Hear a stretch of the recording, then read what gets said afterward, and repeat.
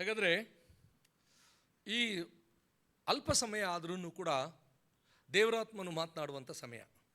Hallelujah. ನಾನಲ್ಲ ಮಾತಾಡೋದು, ದೇವರಾತ್ಮನು ಮಾತನಾಡ್ತಾನೆ ಅಂತ ನಮಗೆ ಗೊತ್ತೇ ಇದೆ. ಮತ್ತಾಯನ ಸುವಾರ್ತೆ 10ನೇ ಅಧ್ಯಾಯ 20ನೇ ವಚನದಲ್ಲಿ ಬರೆಯಲ್ಪಟ್ಟಿದೆ. ಮಾತನಾಡೋದು ನಾವಲ್ಲ, ನಾವು ಕೇವಲ ಪರಿಶುದ್ಧಾತ್ಮನ ಸಾಧನಗಳು. ಇದು ಸಾಧನ, ಇದು ಸೌಂಡ್ ಕೊಡಬೇಕು ಅಂದರೆ ಕೊಡುತ್ತೆ, ಆದರೆ ಮಾತಾಡೋದು ನಾನು. ಹಾಗೆ ನಾನು ಇದರ ಹಾಗೆ ಪರಿಶುದ್ಧಾತ್ಮನ ಮಾತನಾಡ್ತಾರೆ, ನಾನು ಅದರದ್ದು ನಿಮ್ಮ ಮುಂದೆ ಹೇಳ್ತೀನಿ ಅಷ್ಟೆ. ಅದರಿಂದ ನೀವು ಪರಿಶುದ್ಧಾತ್ಮನ ಮಾತುಗಳು ಅಂತ ತಿಳ್ಕೊಂಡು ನೀವು ಅದನ್ನು ಬಹಳ ಗಂಭೀರವಾಗಿ ಅವುಗಳನ್ನು ನೀವು ತಗೊಳ್ಬೇಕು ನಿಮ್ಮ ಜೀವನಕ್ಕೆ. ನನ್ನ ಜೀವನಕ್ಕೂ ನಾನು ತಗೊಳ್ತಾ ಇದ್ದೀನಿ ಮತ್ತು ನೀವು ಕೂಡ ಅದನ್ನು ಹಾಗೇನೆ ನೀವು ತಗೊಳ್ಬೇಕು. ಹಾಗಾದರೆ ಫ್ಯಾಮಿಲಿ ಅನ್ನುವಂಥ ಒಂದು ಅತ್ಯುತ್ತಮವಾದಂಥ ಸಬ್ಜೆಕ್ಟ್ ಇದು. ಬೈಬಲ್ನಲ್ಲಿ ಸುಮಾರು 330 ಸರ್ತಿ ಫ್ಯಾಮಿಲಿ ಬಗ್ಗೆ ಬರೆಯಲ್ಪಟ್ಟಿದೆ. 330 ಟೈಮ್ಸ್ ಫ್ಯಾಮಿಲಿ ಬಗ್ಗೆ ಬರೆಯಲ್ಪಟ್ಟಿದೆ. ಈವನ್ ಕರ್ತನ 2ನೇ ಬರೋಣ ಕೂಡ 328 ಟೈಮ್ಸ್ ಬರೆಯಲ್ಪಟ್ಟಿದೆ. ಹೆಚ್ಚು ಕಡಿಮೆ ಪ್ಯಾರಲಲ್ ಆಗಿದೆ. ಅಂದರೆ ಇದು ಎಷ್ಟು ಇಂಪಾರ್ಟೆಂಟ್ ಸಬ್ಜೆಕ್ಟು ಅಂತ ನೀವು ತಿಳ್ಕೊಳ್ಳಿ. ಯೇಸು ಸ್ವಾಮಿಯ ಬರೋಣ ಎಷ್ಟು ಮುಖ್ಯನೋ ಕುಟುಂಬ ಅಷ್ಟು ಮುಖ್ಯ. ಮತ್ತು ಈ ಕುಟುಂಬ ಯೇಸು ಸ್ವಾಮಿಯ ಬರೋಣ ಎರಡನ್ನೂ ಕೂಡ ಸಭೆ ನಮ್ಮ ಮುಂದೆ ಇಡ್ತಾ ಇದೆ. ಚರ್ಚ್ ಅನ್ನುವಂಥದ್ದು ನಮಗೆ ಬಹಳ ಮುಖ್ಯ. ಚರ್ಚ್ ಬೇರೆ ಯಾರೂ ಅಲ್ಲ, ನೀವೇ. ಹಲ್ಲೆಲೂಯಾ. ಸಿ ಅಂದರೆ ಏನದು? ಸಿ ಅಂದರೆ ಏನು? CH ಅಲ್ವಾ? CH ಅಂದರೆ ದೇವರ ಮನೆ. ನಾವೇ ದೇವರ ಮನೆ ಆಗಿದ್ದೀವಿ, ಬೇರೆ ಏನೇನೂ ಇಲ್ಲ. ನಾವೇ ದೇವರ ಮನೆ. ನೀವು ಹೊಸ ಒಡಂಬಡಿಕೆಯಲ್ಲಿ 1ನೇ ಕೊರಿಂಥದವರಿಗೆ ಬರೆದ ಪತ್ರಿಕೆ 3ನೇ ಅಧ್ಯಾಯ 16ನೇ ವಚನ, ನಿಮ್ಮ ದೇಹವು ದೇವರಿಗೆ ಗರ್ಭಗುಡಿಯಾಗಿದೆ. ಕರೆಕ್ಟಾ? ಇದು ದೇವರ ಗರ್ಭಗುಡಿಯಾಗಿದೆ. ಇಲ್ಲಿ ಪವಿತ್ರಾತ್ಮನು ವಾಸ ಮಾಡ್ತಾನೆ. ಹಾಗಾದರೆ ಇಲ್ಲೂ ಕೂಡ ದೇವರೇ ವಾಸ ಮಾಡೋದು. ಯಾಕೆ ಅಂತ ಅಂದರೆ ಇಟ್ಸ್ ಗ್ಯಾದರಿಂಗ್ ಪ್ಲೇಸ್. ಈಗ ಒಂದು ಶರೀರಕ್ಕೆ ಒಂದು ಶರೀರಕ್ಕೆ ನಮಗೆ ತಲೆ ಕೂದಲಿದೆ, ಬ್ರೈನ್ ಇದೆ, ಕಣ್ಣಿದೆ, ಮೂಗಿದೆ, ಕಣ್ಣಿದೆ, ಎಲ್ಲ ಅಂಗಾಂಗಗಳು ಹೇಗೆ ಸೇರಿಕೊಂಡು ಒಂದು ಬಾಡಿ ಆಗಿದೆಯೋ ಹಾಗೆ ವಿಧ ವಿಧವಾದಂಥ ಎಲ್ಲ ವಿಶ್ವಾಸಿಗಳು ಕೂಡ ಸೇರಿ ಒಂದು ಕರ್ತನ ದೇಹ ಆಗಿದೆ. ಕರ್ತನ ದೇಹ. ಹಾಗಾದರೆ ಕರ್ತನ ದೇಹ ಇದು ಹೇಗೆ ಉಂಟಾಗಿದೆ ಅಂದರೆ, ನಾವು ಅಪೊಸ್ತಲರ ಕೃತ್ಯ 20ನೇ ಅಧ್ಯಾಯ 28ನೇ ವಚನ ಏನಾದರೂ ನೋಡಿದ್ರೆ ಅಲ್ಲಿ ಸುಂದರವಾದ ಒಂದು ಮಾತಿದೆ. ಅಲ್ಲೇನು ಅಂತಂದರೆ, ಈ ಸಭೆ ಕರ್ತನಾದ ಯೇಸು ಕ್ರಿಸ್ತನು ಸ್ವರಕ್ತದಿಂದ ಸಂಪಾದಿಸಿಕೊಂಡಂಥ ಸಭೆ ಅಂತ ನಾವು ನೋಡ್ತೀವಿ. ಇದು ಕರ್ತನು ಸಂಪಾದನೆ ಮಾಡಿಕೊಂಡಿದ್ದಾನೆ ಶಿಲುಬೆಯಲ್ಲಿ. ಆತನು ಪ್ರಾಣ ಬಿಡುವಾಗ ತನ್ನ ರಕ್ತ ಒಂದೊಂದು ಹನಿ ಬಿದ್ದಾಗ ಲಕ್ಷೋಪಲಕ್ಷ ಜನರು ಯೇಸು ಸ್ವಾಮಿ ಕಡೆಗೆ ಬಂದಿದ್ದಾರೆ.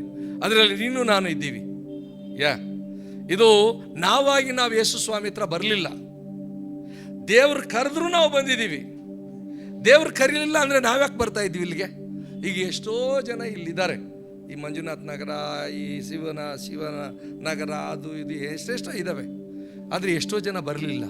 ನೀವು ಆರಿಸಲ್ಪಟ್ಟಿದ್ದೀರಿ. You are the chosen one, very precious one, ಬಹಳ ಇಂಪಾರ್ಟೆಂಟ್ ನೀವು. ಅದಕ್ಕೆ ದೇವರು ನಿಮ್ಮನ್ನು ನೋಡಿದ್ದಾರೆ. ನಿಮ್ಮನ್ನು ನೋಡಿ ನನಗೀಕೆ ಬೇಕು, ಇವ್ರು ಬೇಕು ಅಂತ ಅಂದ್ಬಿಟ್ಟು ದೇವರೇ ಆರಿಸ್ಕೊಂಡಿದ್ದಾರೆ. ನೀವು ಸಮುದ್ರಕ್ಕೆ ಹೋಗ್ತೀರಲ್ಲ, ಮಂಗಳೂರು, ಚೆನ್ನೈ ಆ ಕಡೆ ಎಲ್ಲ ಹೋಗ್ತೀರಿ, ಸಮುದ್ರದ ಬೀಚ್ ಹತ್ರ ನಿಂತ್ಕೊಂಡಿರ್ತೀರಿ. ಮರಳು ಸಿಕ್ಕಾಪಟ್ಟೆ ಇರುತ್ತೆ. ಮರಳೆಲ್ಲ ಮನೆಗೆ ಎತ್ಕೊಂಡು ಬರಲ್ಲ, ಕರೆಕ್ಟಾ? ಆದರೆ ಅಲ್ಲಿ ಕಲ್ಲುಗಳಿರ್ತವೆ, ಸ್ಟೋನ್ಸ್ ನೈಸಾಗಿರ್ತವೆ, ಗುಂಡಾಗಿರ್ತವೆ, ಒಂಥರ ಬೆಳ್ಳಿಗೆ, ಒಂಥರ ಆಲೂಗಡ್ಡೆ ಥರ ಒಂಥರ ಚೆನ್ನಾಗಿರ್ತವೆ. ಅಂಥದ್ದನ್ನು ನೋಡಿ ಆರಿಸ್ಕೊಂಡು ಕೆಲವನ್ನ ಇಟ್ಕೊಂಡು ಬರ್ತೀರಿ. ಅದಕ್ಕೆ ಯೋಹಾನನ ಸುವಾರ್ತೆ 15ನೇ ಅಧ್ಯಾಯ 16ನೇ ವಚನದಲ್ಲಿ, ನೀವು ನನ್ನನ್ನು ಆರಿಸಿ ತೆಗೆದುಕೊಳ್ಳಲಿಲ್ಲ, ನಾನೇ ನಿಮ್ಮನ್ನು ಆರಿಸಿ ತೆಗೆದುಕೊಂಡಿದ್ದೀನಿ. ಆದುದರಿಂದ ನೀವು ಫಲ ಕೊಡಬೇಕು, ನೀವು ಕೊಡುವ ಫಲ ನಿಲ್ಲಬೇಕು. ಹಲ್ಲೆಲೂಯಾ.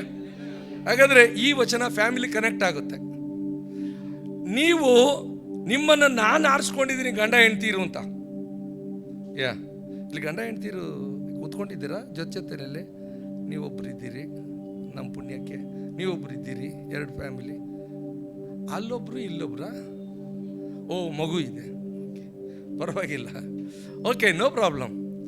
ಸೊ ಹಾಗಾದರೆ ಇನ್ನೂ ಇದ್ದಾರೆ, ಇದ್ರೂ ಕೂಡ ಪರವಾಗಿಲ್ಲ. ಮುಂದಿನ ದಿನಗಳಲ್ಲಿ ಫ್ಯಾಮಿಲಿ ಕೌನ್ಸಿಲಿಂಗ್ಸ್ ಅಥವಾ ಫ್ಯಾಮಿಲಿ ಎನ್ರಿಚ್ಮೆಂಟ್ ಪ್ರೋಗ್ರಾಮ್ಸ್ಗಳನ್ನ ನೀವು ಹೆಚ್ಚು ಮಾಡ್ಕೊಳ್ಬೇಕು. ಇದು ಬಹಳ ಇಂಪಾರ್ಟೆಂಟ್. ಯಾಕೆ ಅಂತಂದರೆ ದೇವರ ಉದ್ದೇಶ ಏನು ಅಂತಂದರೆ, ಮೊದಲು ದೇವರು ಭೂಮಿ ಆಕಾಶಗಳನ್ನು ಉಂಟು ಮಾಡಿದರು.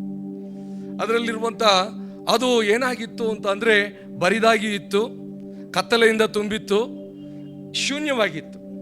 ಎಲ್ಲ ತುಂಬಿಸಿದ್ರು, ಬೆಳಕು ಕೊಟ್ಟರು ಮತ್ತು ಎಲ್ಲವನ್ನು ತುಂಬಿಸಿದ್ರು. ಅಂದರೆ ಮಣ್ಣು ತುಂಬಿಸಿದ್ರು, ಗಿಡ ಮರ ಅಥವಾ ಏನಾದರೂ ಎಲ್ಲ ಪ್ರಾಣಿ ಪಕ್ಷಿಗಳು ಉಂಟಾಯಿತು.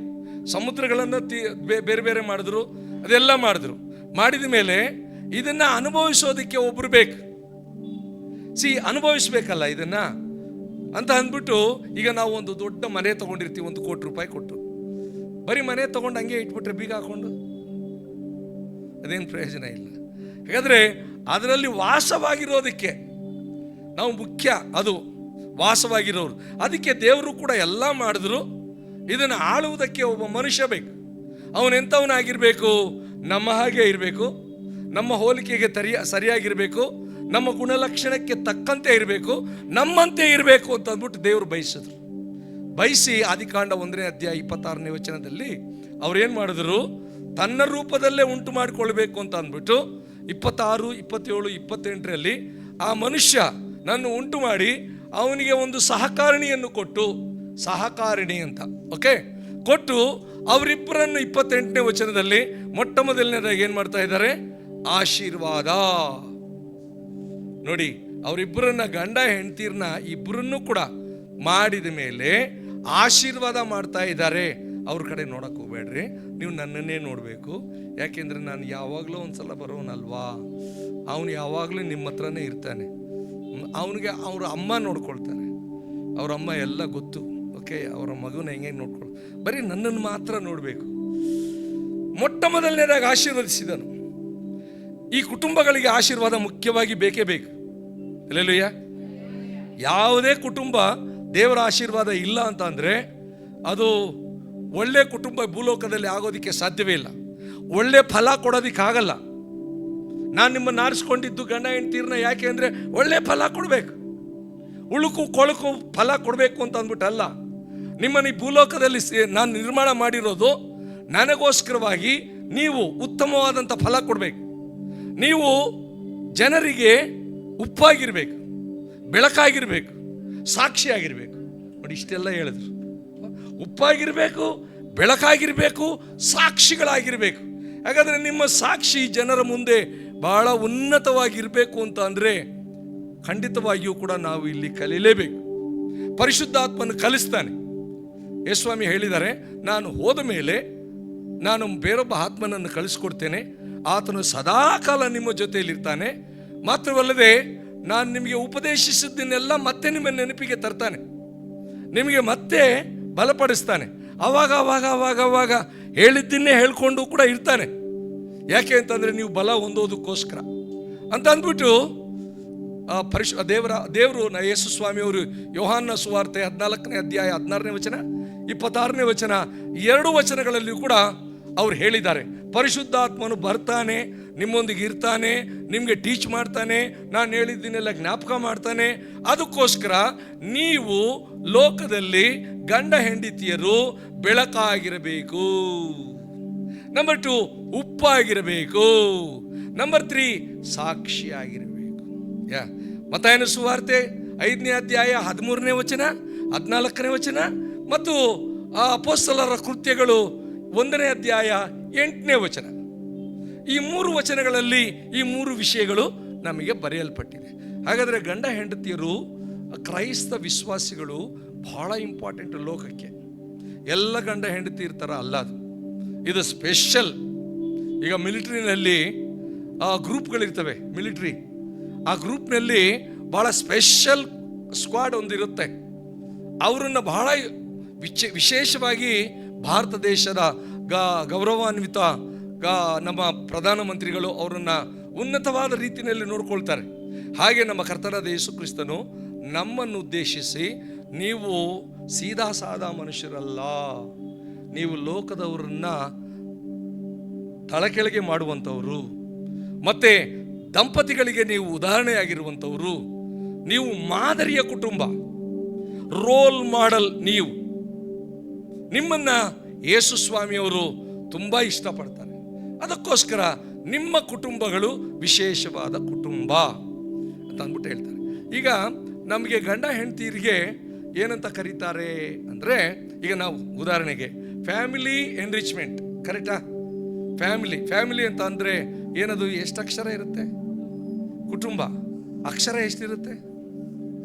6 5 6 7 ಇರುತ್ತೆ?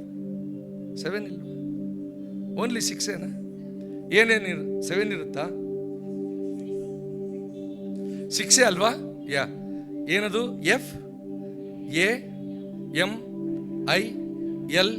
FAMILY. ಇವು ಫ್ಯಾಮಿಲಿ. ಈ ಫ್ಯಾಮಿಲಿ ಅಂತ ಅಂದರೆ ಯಾರು? ಮೊದಲು ಹೇಳ್ತೀನಿ. ಫ್ಯಾಮಿಲಿ ಅಂತ ಅಂದರೆ ಯಾರ್ಯಾರು ಅಂತ ಅಂದ್ಬಿಟ್ಟು ನೀವು ಅಂದ್ಕೊಂಡಿರ್ತೀರಿ. ಈಗ ನೀವು ಬೇಗನೆ ಬಾಯಿ ಬಿಡೋರಲ್ಲ ನೀವು, ನನಗೆ ಗೊತ್ತು. ನಾವೇನಾದ್ರೂ ಹೇಳ್ರಿ ಅಂತಂದರೆ ನೀವು ಸುಮ್ಮನೆ ಇರ್ತೀರಿ. ಯಾಕೆಂದರೆ ನಮಗೂ ನಿಮಗೂ ಅಟ್ಯಾಚ್ಮೆಂಟ್ ಆಗಲಿಲ್ಲ. ಯಾಕೆ ಅಂತಂದರೆ ನಾನು ಯಾರೋ ನೀವ್ಯಾರೋ ಇದೇ ಫಸ್ಟ್ ಟೈಮ್ ನೋಡ್ತಾ ಇರೋದು. ಬನ್ನಿ ಬ್ರದರ್, ದಯವಿಟ್ಟು ಬನ್ನಿ ಒಳಗಡೆ. ಅದರಿಂದ ನೀವಿನ್ನೂ ಪರಿಚಯ ಆಗಲಿಲ್ಲ. ನಾನು ಆವಾಗಲೇ ಪರಿಚಯ ಮಾಡ್ಕೊಳ್ಬೇಕಾಗಿತ್ತು. ನನ್ನ ಹೆಸರು NA ಪಾಲ್, ಅಂದರೆ ನಾಟ್ ಅವೈಲೇಬಲ್ ಪಾಲ್. ಇನ್ನೂ ಒಂದು ಹೆಸರಿದೆ, ನೌ ಅವೈಲೇಬಲ್ ಪಾಲ್. ಮತ್ತಿನ್ನೊಂದು ಹೆಸರಿದೆ, ನಾಟ್ ಅಪ್ಲಿಕೇಬಲ್ ಪಾಲ್. ಈ ರೀತಿಯಾಗಿ ನಮ್ಮ ಹೆಸರು ಇದಿರುತ್ತೆ. ಅದು ದೇವರ ಕೃಪೆಯಿಂದ ನನಗೆ ಆ ಥರ ಮ್ಯಾಚ್ ಆಗಿಬಿಟ್ಟಿದೆ. ಆಮೇಲೆ ನನ್ನ ಮನೆ ಇರೋದು ಯಲಹಂಕ ಉಪನಗರ. ಇಲ್ಲಿಂದ ಸುಮಾರು 17-18 ಕಿಲೋಮೀಟರ್ ಇರುತ್ತೆ. ಅಲ್ಲಿರ್ತೇನೆ. ಆದರೆ ನಾನು ಹೆಚ್ಚು ಕಡಿಮೆ ಸೌತ್ ಇಂಡಿಯಾ ಪೂರ್ತಿ ಸೇವೆ ಮಾಡ್ತಾ ಇರ್ತೀನಿ. ಟ್ರೈನಿಂಗ್ಗಳು ಕೊಡ್ತೇನೆ, ಫ್ಯಾಮಿಲಿ ಕಾನ್ಫರೆನ್ಸ್ಗಳು ಮಾಡ್ತೇನೆ, ಮತ್ತು ಯೂತ್ಸ್ಗೆ ನಾನು ಅನೇಕ ವಿಶೇಷವಾದಂಥ ವಿಷಯಗಳನ್ನು ತಿಳಿಸ್ತೇನೆ, ಮತ್ತು ಕಾನ್ಫರೆನ್ಸ್ಗಳಲ್ಲಿ ನಾನು ಮಾತಾಡ್ತಾ ಇರ್ತೀನಿ. ಈ ರೀತಿಯಾಗಿ ದೇವರು ನನ್ನನ್ನು ಉಪಯೋಗಿಸ್ಕೊಳ್ತಾ ಇರ್ತಾರೆ. ಬೈಬಲ್ ಕಾಲೇಜ್ನಲ್ಲೂ ಕೂಡ ನಾನು ಟೀಚರ್ ಆಗಿದ್ದೇನೆ. ಈ ರೀತಿಯಾಗಿ ದೇವರು ನನ್ನನ್ನು ಉಪಯೋಗಿಸ್ಕೊಳ್ತಾ ಇರ್ತಾರೆ. ಇದೆಲ್ಲದಕ್ಕಿಂತ ಮುಂಚೆ ನಾನು ಒಂದು ಆಟೋಮೊಬೈಲ್ ಕಂಪ್ನಿಯಲ್ಲಿ ಕೆಲಸ ಮಾಡ್ತಾ ಇದ್ದೆ. 23 ವರ್ಷ ಕೆಲಸ ಮಾಡಿದ ಮೇಲೆ ದೇವರು ನನ್ನನ್ನು ಸುವಾರ್ತಿಕನ ಕೆಲಸಕ್ಕೆ ಕರೆದ ಮೇಲೆ ನನಗೆ ಅದು ಭಾಳ ಇಷ್ಟ ಆಯಿತು. ಇಷ್ಟು ದಿನ ನೀನು ಬರೀ ಹೊಟ್ಟೆಪಾಡಿಗೋಸ್ಕರನೇ ಕೆಲಸ ಮಾಡಿದೀಯಾ, ಈಗ ನನ್ನ ಕೆಲಸ ಮಾಡು ಅಂದರು. ಅಂದಿದ ತಕ್ಷಣ ನಾನು ರಾಜೀನಾಮೆ ಕೊಟ್ಟು 25 ವರ್ಷ ಆಯಿತು. 25 ವರ್ಷಗಳಿಂದ ಸುವಾರ್ತಿಕನ ಕೆಲಸ ನಾನು ಮಾಡ್ತಾ ಇದ್ದೀನಿ. ಆದರೆ ದೇವರಿಗೆ ಸುವಾರ್ತಿಕರು ಬೇಕಾಗಿದೆ, ಈಗಲೂ ಬೇಕಾಗಿದೆ. ನಾನು ಯಾಕೆ ಹೇಳಿದೆ ಅಂತಂದರೆ, ನಿಮ್ಮಲ್ಲೂ ಕೂಡ ಪ್ರೇರೇಪಿಸಲ್ಪಟ್ಟವರು. ಇನ್ನೊಂದು ಹೇಳ್ತೀನಿ, ಸುವಾರ್ತಿಕನ ಕೆಲಸ ಅನ್ನುವಂಥದ್ದು ನೀವು ಪ್ರಧಾನಮಂತ್ರಿ ನರೇಂದ್ರ ಮೋದಿ ಅವ್ರಿಗಿಂತ ದೊಡ್ಡ ಕೆಲಸ ಇದು. ದೊಡ್ಡ ಕೆಲಸ ಅಂತಂದರೆ ಸುವಾರ್ತಿಕನ ಕೆಲಸನೇ. ಅದರಷ್ಟು ಒಳ್ಳೆ ಕೆಲಸ, ಉತ್ತಮವಾದ ಕೆಲಸ ಬೇರೆ ಯಾವುದೂ ಇಲ್ಲ. ಒಬ್ಬರಿಗೆ ಸುವಾರ್ತೆ ಹೇಳಿ ದೇವರ ರಾಜ್ಯಕ್ಕೆ ಸೇರಿಸಿದ್ರೆ ನೀವು ಭಾಳ ಕರೋಡ್ಪತಿಗಳಾಗ್ತೀರಿ. ಒಬ್ಬರಿಗೆ ಸಾಕು. ಹಾಗಾದರೆ ಇಂಥ ಕೆಲಸ ಮಾಡೋದರಲ್ಲಿ ನೀವು ಇಷ್ಟಪಡಬೇಕು. ಯಾಕೆ ಅಂತಂದರೆ ಯೇಸು ಸ್ವಾಮಿಯವರು ಹೇಳಿದ್ದಾರೆ, ಮತ್ತಾಯನ ಸುವಾರ್ತೆ 9ನೇ ಅಧ್ಯಾಯ 35, 36, 37ರಲ್ಲಿ ಬೆಳೆ ಬಹಳವಾಗಿದೆ, ಕೆಲಸಗಾರರು ಬಹಳ ಕಡಿಮೆ ಇದ್ದಾರೆ. ನಮ್ಮ ಭಾರತ ದೇಶದಲ್ಲಿ 143 ಕೋಟಿ ಜನ ಇದ್ದಾರೆ, ಆದರೆ ಸುವಾರ್ತಿಕರ ಸಂಖ್ಯೆ ಬಹಳ ಕಡಿಮೆ ಇದೆ. 1,000 ಜನಕ್ಕೆ ಒಬ್ಬರು ಸುವಾರ್ತಿಕರಿದ್ದಾರೋ ಇಲ್ವೋ ಗೊತ್ತಿಲ್ಲ. ಹಾಗಾದರೆ ನಾವು ರೀಚ್ ಔಟ್ ಆಗೋದು ಯಾವಾಗ? ನಾವು ರೀಚ್ ಮಾಡೋದಕ್ಕೆ ಬಹಳ ಕಷ್ಟ. ಅದರಿಂದ ಸುವಾರ್ತಿಕರು ಬೇಕಾಗಿದೆ. ನಿಮಗೆ ಈ ಓದ್ತೀರಿ ಮಾಡ್ತೀರಿ ಎಲ್ಲ ಹೊಟ್ಟೆಪಾಡಿಗೋಸ್ಕರ ಅಷ್ಟೇ, ಏನೋ ಸ್ವಲ್ಪ ದುಡ್ಡು ಇಟ್ಕೊಳ್ಬೋದು, ಅಷ್ಟಕ್ಕಿಂತ ಇಲ್ಲ. ಪರಲೋಕದಲ್ಲಿ ನೀವು ಸುವಾರ್ತೆ ಸೇವೆ ಮಾಡಿದ್ರೆ ಪರಲೋಕದಲ್ಲಿ ಎಷ್ಟು ನಿಧಿ ಇರುತ್ತೆ ಗೊತ್ತಾ? ಸಿಕ್ಕಾಪಟ್ಟೆ ನಿಧಿ. ನೀವು ಅಳತೆ ಈ ಲೋಕದಲ್ಲಿ ಏನಾದರೂ ನೀವು ಸಂಪಾದನೆ ಮಾಡಿ ಇಟ್ಕೊಂಡ್ರೆ ಪೈಸಾ ತೊಗೊಂಡೋಗಲ್ಲ. ಕರೆಕ್ಟಾ? ಪೈಸಾ ತೊಗೊಂಡೋಗೋದಿಲ್ಲ. ಹೋಗುವಾಗ ಬೇಕಾದರೆ ಹಳೆ ಬಟ್ಟೆನಲ್ಲೇ ಹೋಗ್ತೀರಿ ಗುಂಡಿಗೆ. ಆದರೆ ಪರಲೋಕದಲ್ಲಿ ಅಲ್ಲಿ ಕಳ್ಳರು ಬರಲ್ಲ, ನುಸಿ ಹಿಡಿಯಲ್ಲ, ಯಾವ ತೊಂದರೆ ಇಲ್ಲ, ಆರಾಮಾಗಿ ಅಲ್ಲಿರುತ್ತೆ. ಅದರಿಂದ ಪರಲೋಕದ ಕೆಲಸ ಮಾಡೋದಕ್ಕೆ ನೀವು ಇಷ್ಟಪಡ್ರಿ ಮುಂದಿನ ದಿನಗಳಲ್ಲಿ. ಇದ್ರ ಬಗ್ಗೆ ಸುಲಭವಾಗಿ ಸುವಾರ್ತೆ ಹೇಗೆ ಹೇಳಬೇಕು ಅನ್ಯರಿಗೆ ಅನ್ನೋವಂಥದ್ದು ಟ್ರೈನಿಂಗ್ ಹೇಳ್ಕೊಡೋದಕ್ಕೆ ದೇವರು ನನಗೆ ಕರೆದಿದ್ದಾರೆ. ನನಗೆ ಎಕ್ಸ್ಪೀರಿಯನ್ಸ್ ಕೊಟ್ಟಿದ್ದಾರೆ. 25 ವರ್ಷದಿಂದ ಟೀಚ್ ಮಾಡ್ತಾ ಇದ್ದೀನಿ ಎಲ್ಲ ಸೌತ್ ಇಂಡಿಯಾದಲ್ಲಿ. ನಾನು ದೇವರ ಕೃಪೆ ಅಷ್ಟೇ. ಅದರಿಂದ ನಿಮಗೂ ಕೂಡ ಹೇಳ್ಕೊಡಬಲ್ಲೆ. ನೀವು ಕೂಡ ಆತ್ಮಗಳನ್ನು ಸೋಲ್ ವಿನ್ನರ್ಸ್ಗಳಾಗ್ಬೋದು. ನೀವು ಸೋಲ್ ವಿನ್ನರ್ಸ್ಗಳಾಗೋದೇ ದೇವರ ಉದ್ದೇಶ. ಹಾಗಾದರೆ ಅದೆಲ್ಲದಕ್ಕಿಂತ ಮುಖ್ಯವಾಗಿ ಈಗ ನಾವು ಫ್ಯಾಮಿಲಿ ಬಗ್ಗೆ ನೋಡ್ತಾ ಇದ್ದೀವಿ. ಎಫ್ ಸ್ಟ್ಯಾಂಡ್ಸ್ ಫಾರ್, ಅದನ್ನು ಹೇಳ್ತೇನೆ, ಅದನ್ನು ಬರ್ಕೊಳ್ಳಿ. ಅದ್ರ ಪ್ರಕಾರವಾಗಿ ನೀವು ಇದ್ದರೆ ನೀವು ನಿಜವಾಗಿಯೂ ಕೂಡ ಒಳ್ಳೆ ಫ್ಯಾಮಿಲಿ ಅಂತ ಅಂದ್ಬಿಟ್ಟು ಅರ್ಥ. ಇಲ್ಲ ಅಂತಂದರೆ ನಿಮ್ಮ ಫ್ಯಾಮಿಲಿನಲ್ಲಿ ನೀವು ಒಂದು ಸ್ವಲ್ಪ ಸರಿಪಡಿಸ್ಕೊಳ್ಳುವಂಥದ್ದು ಏನೋ ಒಂದು ಇರುತ್ತೆ. ಎಫ್ ಅಂತ ಅಂದರೆ ಫೇತ್ಫುಲ್ ಟು ಒನ್ ಅನದರ್. ನೀವು ಒಬ್ರಿಗೊಬ್ರು, ಗಂಡನಿಗೆ ಹೆಂಡತಿ, ಹೆಂಡತಿಗೆ ಗಂಡ, ಇಬ್ಬರೂ ಕೂಡ ನಂಬಿಗಸ್ತರಾಗಿರಬೇಕು. ಅಂದರೆ ಮೋಸ ಮಾಡುವವರಾಗಿರಬಾರ್ದು. ಈಗಿನ ಕಾಲದಲ್ಲಿ ಭಾಳ ಮೋಸ ನಡೀತಾ ಇದೆ. ಮದುವೆ ಮಾಡ್ಕೊಂಡಿದ್ದು 3 ತಿಂಗಳು, 2 ತಿಂಗಳು, 1 ತಿಂಗಳು ಎಲ್ಲ ಕೈ ಕೊಟ್ಟು ಓಡೋಗ್ತಾ ಇದ್ದಾರೆ. ಇನ್ನೂ ಹೇಳಬೇಕು ಅಂತ ಅಂದರೆ 1 ವಾರನೂ ಆಗಿರಲ್ಲ, ಅಷ್ಟು ಬೇರೆ ಡೈವರ್ಸ್ಗಳು ಕೇಳ್ತಾ ಇರ್ತಾರೆ. ಅದು ಭಾಳ ಒಳ್ಳೆ ಕಲ್ಚರ್ ಅಲ್ಲ. ಅದು ನಿಜವಾಗಿಯೂ ಕೂಡ ಸೈತಾನನ ಒಂದು ಆಲೋಚನೆಗಳು. ದೇವರ ಆಲೋಚನೆ ಅದಲ್ಲ. ದೇವರ ಆಲೋಚನೆ ಕೊನೆವರೆಗೂ ಕೂಡ ನಾವು ಮದುವೆ ಮಾಡ್ಕೊಳ್ಳುವಾಗ ಒಂದು ಹಿಂದೂಗಳಾದರೆ ಅಗ್ನಿಸಾಕ್ಷಿಯಾಗಿ ಮಾಡ್ಕೊಳ್ತಾರೆ, ಕರೆಕ್ಟಾ? ನಾವು ಕ್ರೈಸ್ತರಾದರೆ, ನಾವು ದೇವರ ಸೇವಕರು, ಅವ್ರಿಗೆ ಏನು ಮಾಡ್ತಾರೆ, ಒಂದು ಪ್ರಮಾಣಗಳನ್ನು ಬೋಧನೆ ಮಾಡ್ತಾರೆ. ಆ ಪ್ರಮಾಣಗಳಲ್ಲಿ ನೀವು ಒಂದು ಭಾಳ ವಿಶೇಷವಾಗಿರುವುದು, ಮರಣವು ನನ್ನನ್ನು ಅಗಲಿಸುವ ತನಕ ಅನ್ನೋದೊಂದು ವರ್ಡ್ ಇದೆ, ಕರೆಕ್ಟಾ? ಮರಣವು ನನ್ನನ್ನು ಅಗಲಿಸುವ ತನಕ 3 ತಿಂಗಳಲ್ಲ, ಅಥವಾ 1 ತಿಂಗಳು, 4 ತಿಂಗಳು, 1 ವಾರ, ಆಮೇಲೆ ಆ ಥರ ಅಲ್ಲ. ಇನ್ನು ಕೆಲವರು ಮದುವೆ ಆಗಿ 20-25 ವರ್ಷ ಆದ್ರೂ ಕೂಡ ಮತ್ತೆ ಡೈವರ್ಸ್ಗಳನ್ನ ಕೇಳ್ತಾ ಇದ್ದಾರೆ. ಅದೂ ಅಲ್ಲ. ಮರಣವು ನಿಮ್ಮನ್ನು ಅಗಲಿಸುವ ತನಕ, ಕರೆಕ್ಟಾ? ನೀನು ಈಕೆಯನ್ನು ಬಿಟ್ಟು ಪರಲೋಕಕ್ಕೆ ಹೋಗೋ ತನಕ, ಈಕೆ ನಿನ್ನನ್ನು ಬಿಟ್ಟು ನೀವೇನು ಹೋಗ್ಬೇಡ್ರಪ್ಪ, 100 ವರ್ಷ ಇರ್ರಿ, ನಮಗೇನಾಗಬೇಕು, ಹೊಟ್ಟೆ ಉರಿ ಏನೂ ಇಲ್ಲ. ಆದರೆ ನೀವು ಪರಲೋಕಕ್ಕೆ ಹೋಗುವ ತನಕ ಆಕೆಯನ್ನೇ ಅಂಟಿಕೊಂಡಿರಬೇಕು, ಆತನನ್ನೇ ಅಂಟಿಕೊಂಡಿರಬೇಕು. ಫ್ಯಾಮಿಲಿನಲ್ಲಿ ಸಾವಿರಾರು ಸಮಸ್ಯೆಗಳು ಬರುತ್ತೆ. ಸಮಸ್ಯೆ ಬರದೇ ಇರುವಂಥ ಫ್ಯಾಮಿಲಿ ಭೂಲೋಕದಲ್ಲಿ ಎಲ್ಲೂ ಇಲ್ಲ. ನನ್ನ ಮನೆಯಲ್ಲೂ ಕೂಡ ಫ್ಯಾಮಿಲಿ ಪ್ರಾಬ್ಲಮ್ಸ್ ಇದ್ದಾವೆ. ಹಂಗಂತ ಹೇಳಿ ಬಿಡಕ್ಕೆ ಹೋಗ್ಬಾರ್ದು. ಏನೋ ಆ ಟೈಮ್ನಲ್ಲಿ ಇರ್ಸು ಮುರುಸು ಆಗುತ್ತೆ. ಇರ್ಸು ಮುರುಸು ಯಾವುದು? ಇರ್ಸು ಮುರುಸು. ನಿಮ್ಮ ಕೋಪವು ಸನ್ಸೆಟ್ ಆಗೋದ್ರೊಳಗೆ, ಕರೆಕ್ಟಾ? ಸೂರ್ಯ ಮುಳುಗೋದ್ರೊಳಗಾಗಿ. ಕನ್ನಡದಲ್ಲಿ ಒಂದು ಗಾದೆ ಇದೆ, ಗಂಡ ಹೆಂಡ್ತಿರ ಜಗಳ. ಇನ್ನು ನೀವೇ ಹೇಳಿದ್ರಿ, ನಾನಿನ್ನೇ ಊಟ ಮಾಡಿ ಬೆಡ್ ಮೇಲೆ ಹೋಗೋ ತನಕ, ಬೆಡ್ಗೋಗಿ ಕೂಡ ಉತ್ತರ ದಿಕ್ಕು ದಕ್ಷಿಣ ದಿಕ್ಕು ಆಗಬಾರ್ದು. ಆ ಕಡೆ ಮುಖ ಈ ಕಡೆ ಮುಖ ಇರಬಾರ್ದು. 2 ಮುಖ ಒಂದೇ ದಿಕ್ಕಿರಬೇಕು. ಅದು ದೊಡ್ಡವರು ಹೇಳ್ತಾರೆ.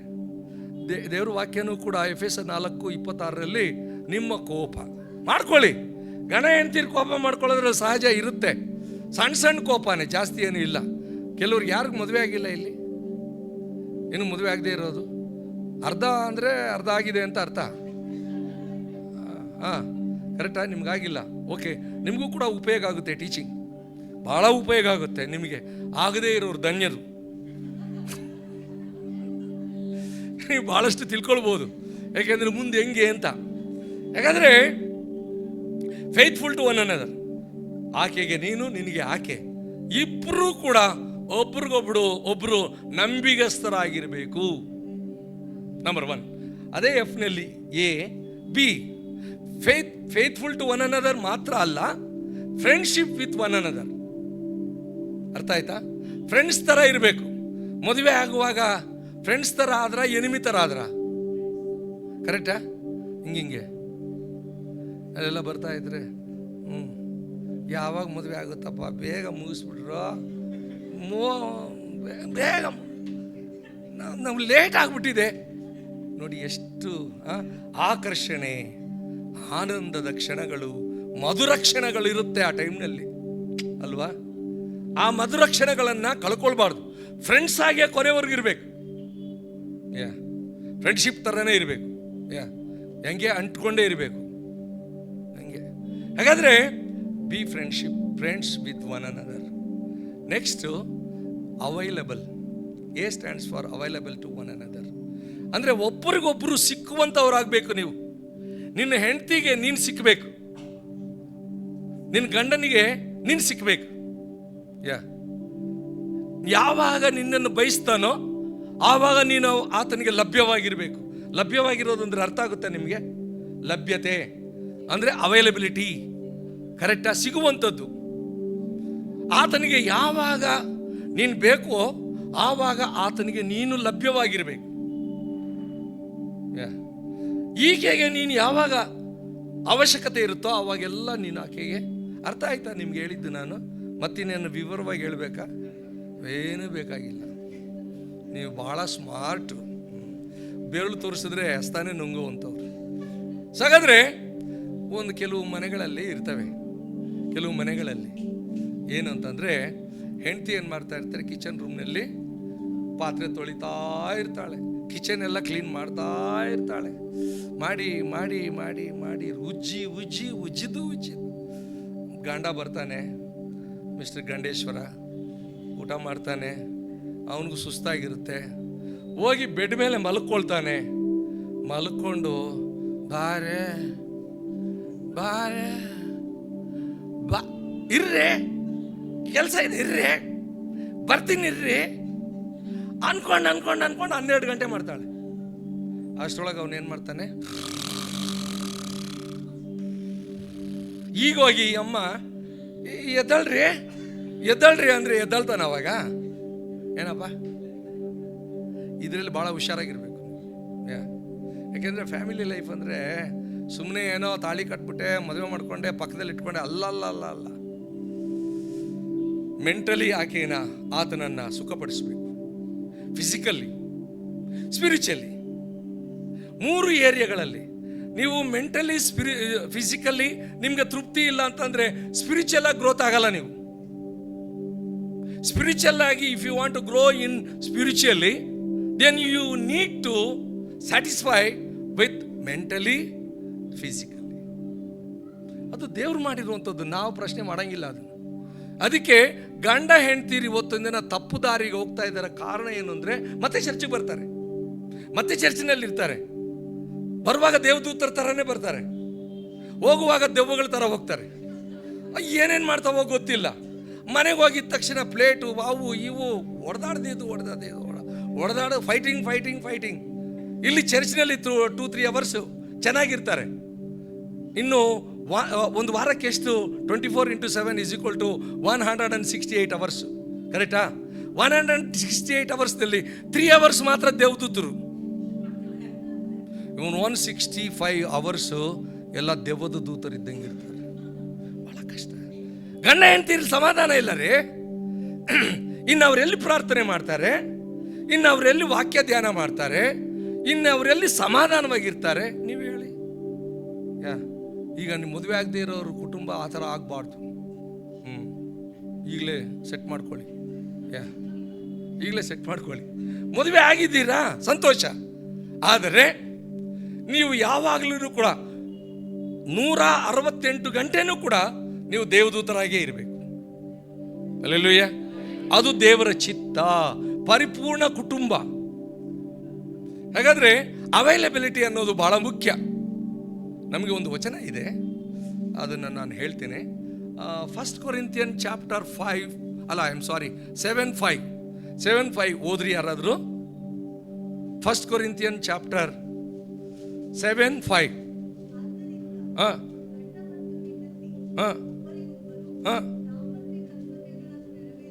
ದಾಂಪತ್ಯ ಕರ್ತವ್ಯಗಳು ಅರ್ಥ ಆಗಿದೆ ಅಂತ ಅನಿಸ್ತದೆ. ನಾನು ಇನ್ನೇನು ಹೇಳಲ್ಲ. ಅದೇ 2-3 ದಿನ ಆದರೆ ಭಾಳ ಚೆನ್ನಾದ ರೀತಿಯಲ್ಲಿ ಹೇಳ್ತೀನಿ. ಆದರೆ ಇಲ್ಲಿರೋದೇ 1 hour. ಓಕೆ, ಓದು ಮಗಳೇ. ನಿರಾಕರಿಸಬಾರದು. ಆಮೇಲೆ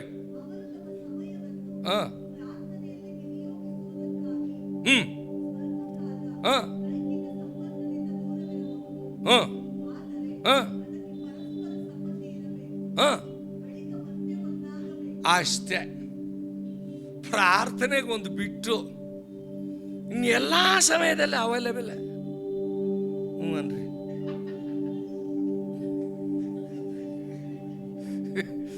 ನಿಜ ರೀ, ನಾನು ಹೇಳ್ತಾ ಇಲ್ಲ, ಆಕೆನೇ ಓದಿದ್ಲಲ್ಲ. ಸ್ವಲ್ಪ ಪ್ರಾರ್ಥನೆಗೆ ಇಲ್ಲಿಗೆ ಬರುವಾಗ ಆವಾಗ ಮಾತ್ರ ಬ್ರದರ್ ಸಿಸ್ಟರ್ಸ್, ಹೋಗುವಾಗ ಫುಲ್ಲು ಅಂಟ್ಕೊಂಡು ಹೋಗ್ಬೇಕು. ಅದು ದೇವ್ರ ಚಿತ್ತ. ಅದು ಆಗ ನಿಮ್ಮ ಕುಟುಂಬ ಹ್ಯಾಪಿ ಫ್ಯಾಮಿಲಿ ಆಗಿರುತ್ತೆ. ಪ್ಲಸ್ ನಿಮ್ಮ ಮಕ್ಕಳು ನಿಮ್ಮನ್ನು ನೋಡ್ತಾರೆ. ಏನಪ್ಪ ಗಿಟಾರಪ್ಪ, ನಿನ್ನ ಹೆಸರು ನನಗೆ ಗೊತ್ತಿಲ್ಲ, ಏನು ಹೆಸರು? ಭರತ್ ಅವ್ರೆ, ಆಗ ನೀವು ಮದುವೆ ಆಗಿದೆಯಾ? ಆಗ ನಿಮ್ಮ ಮಕ್ಕಳು ನೋಡ್ತಾರೆ, ನಮ್ಮ ಅಪ್ಪ ಅಮ್ಮ ಎಷ್ಟು ಚೆನ್ನಾಗಿದ್ದಾರೆ ನೋಡು, ಅಬ್ಬಾ ಅಬ್ಬಾ ಅಬ್ಬಾ ಅಬ್ಬಾ, ನಾವು ಹಂಗೆ ಆಗಬೇಕು. ನೆಕ್ಸ್ಟ್ ಅವರು ಕೂಡ ಅದೇ. Monkey sees monkey does. ದೊಡ್ಡ ಕೋತಿ ಏನು ಮಾಡ್ತದ? ಚಿಕ್ಕ ಕೋತಿಗಳವೇ ಮಾಡೋದು. ಹಾಗಾದ್ರೆ ನಿಮ್ಮಿಂದ ನಿಮ್ಮ ಕುಟುಂಬ ಅದು ಅಭಿವೃದ್ಧಿ ಆಗುತ್ತೆ. ಆ ಮಕ್ಕಳು ಕೆಡೋದಿಲ್ಲ. ಒಂದು ದೇವರ ಭಯ ಇರುತ್ತೆ, ತಂದೆ ತಾಯಿಗಳ ಭಯ ಇರುತ್ತೆ, ತಂದೆ ತಾಯಿಗಳ ಪ್ರೀತಿ ಐಕ್ಯತೆ ಇರುತ್ತೆ. ಅವರು ಕೂಡ ಮುಂದೆ ನಿಮ್ಮ ಹಾಗೆ, ಇನ್ನು ನಿಮ್ಮ ಹಾಗೆ ಇದಕ್ಕಿಂತನೂ ಕೂಡ ಇನ್ನೊಂದು ಪಟ್ಟು ಜಾಸ್ತಿ ಇರೋದಕ್ಕೆ ಅವರು ಟ್ರೈ ಮಾಡ್ತಾರೆ. ನೀವೇ ಒಂದು ವೇಳೆ ಅಂದ್ರೆ ಅದು ಏನ್ ಮಾಡ್ತದೆ?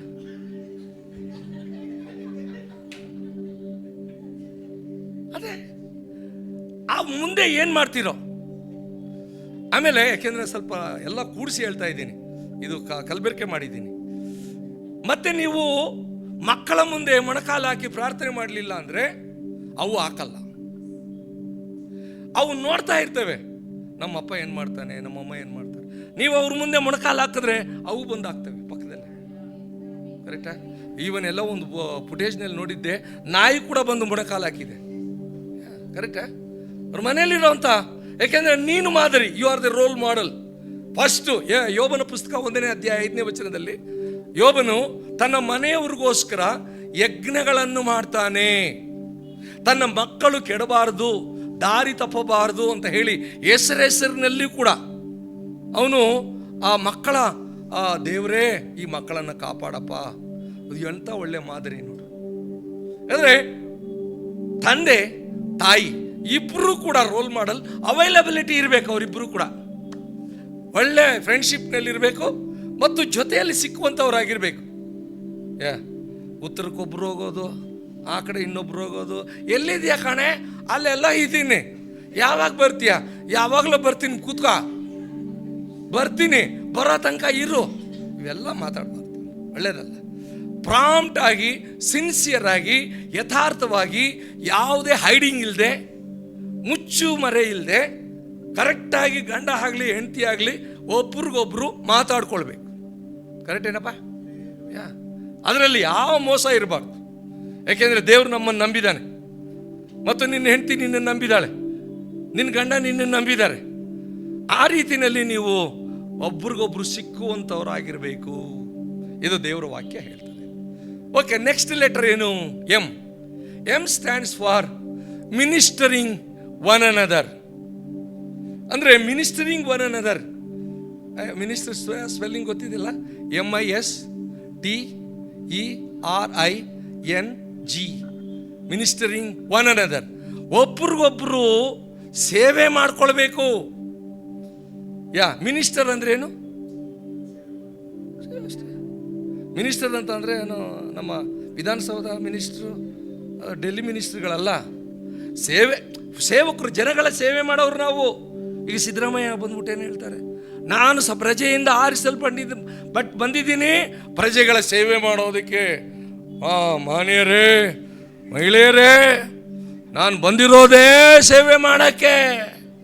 ಯಾವನವನು ಮಾತಾಡೋನು? ಮುಚಾಬಾಯಿ ಮತ್ತೆ ಬರ್ತಿದ್ದಿಲ್ಲ, ಅದೊಂದು ಬೇರೆ ಮಾತು. ಹಾಗೆ ನಾವು ಕೂಡ ಒಬ್ರಿಗೊಬ್ರು ಸೇವೆ ಮಾಡ್ಕೊಳ್ಬೇಕು. ಗಂಡನಿಗೆ ಹೆಂಡತಿ ಸೇವೆ ಮಾಡಬೇಕು, ಹೆಂಡತಿಗೆ. ಅದು ತಪ್ಪ ಸರಿನಾ? ಹೆಂಡತಿ ಕಾಲು ಹಿಡಿಬೋದಾ? ಹಿಡಿಬಾರ್ದು ಅಲ್ವಾ?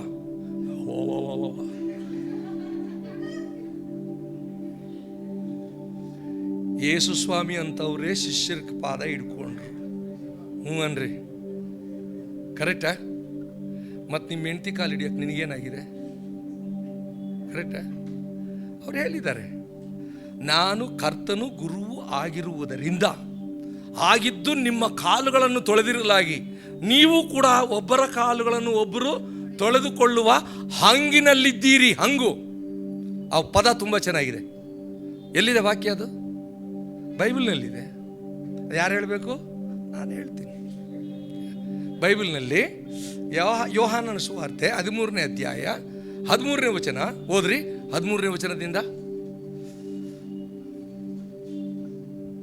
ಓದಿಯಪ್ಪ. ಸ್ವಲ್ಪ ನಿಮಗೆ ಹ್ಯೂಮರಸ್ ಆಗಿ ಹೇಳ್ತಾ ಇದ್ದೀನಿ, ಏನು ಅನ್ಕೋಬೇಡ್ರಿ.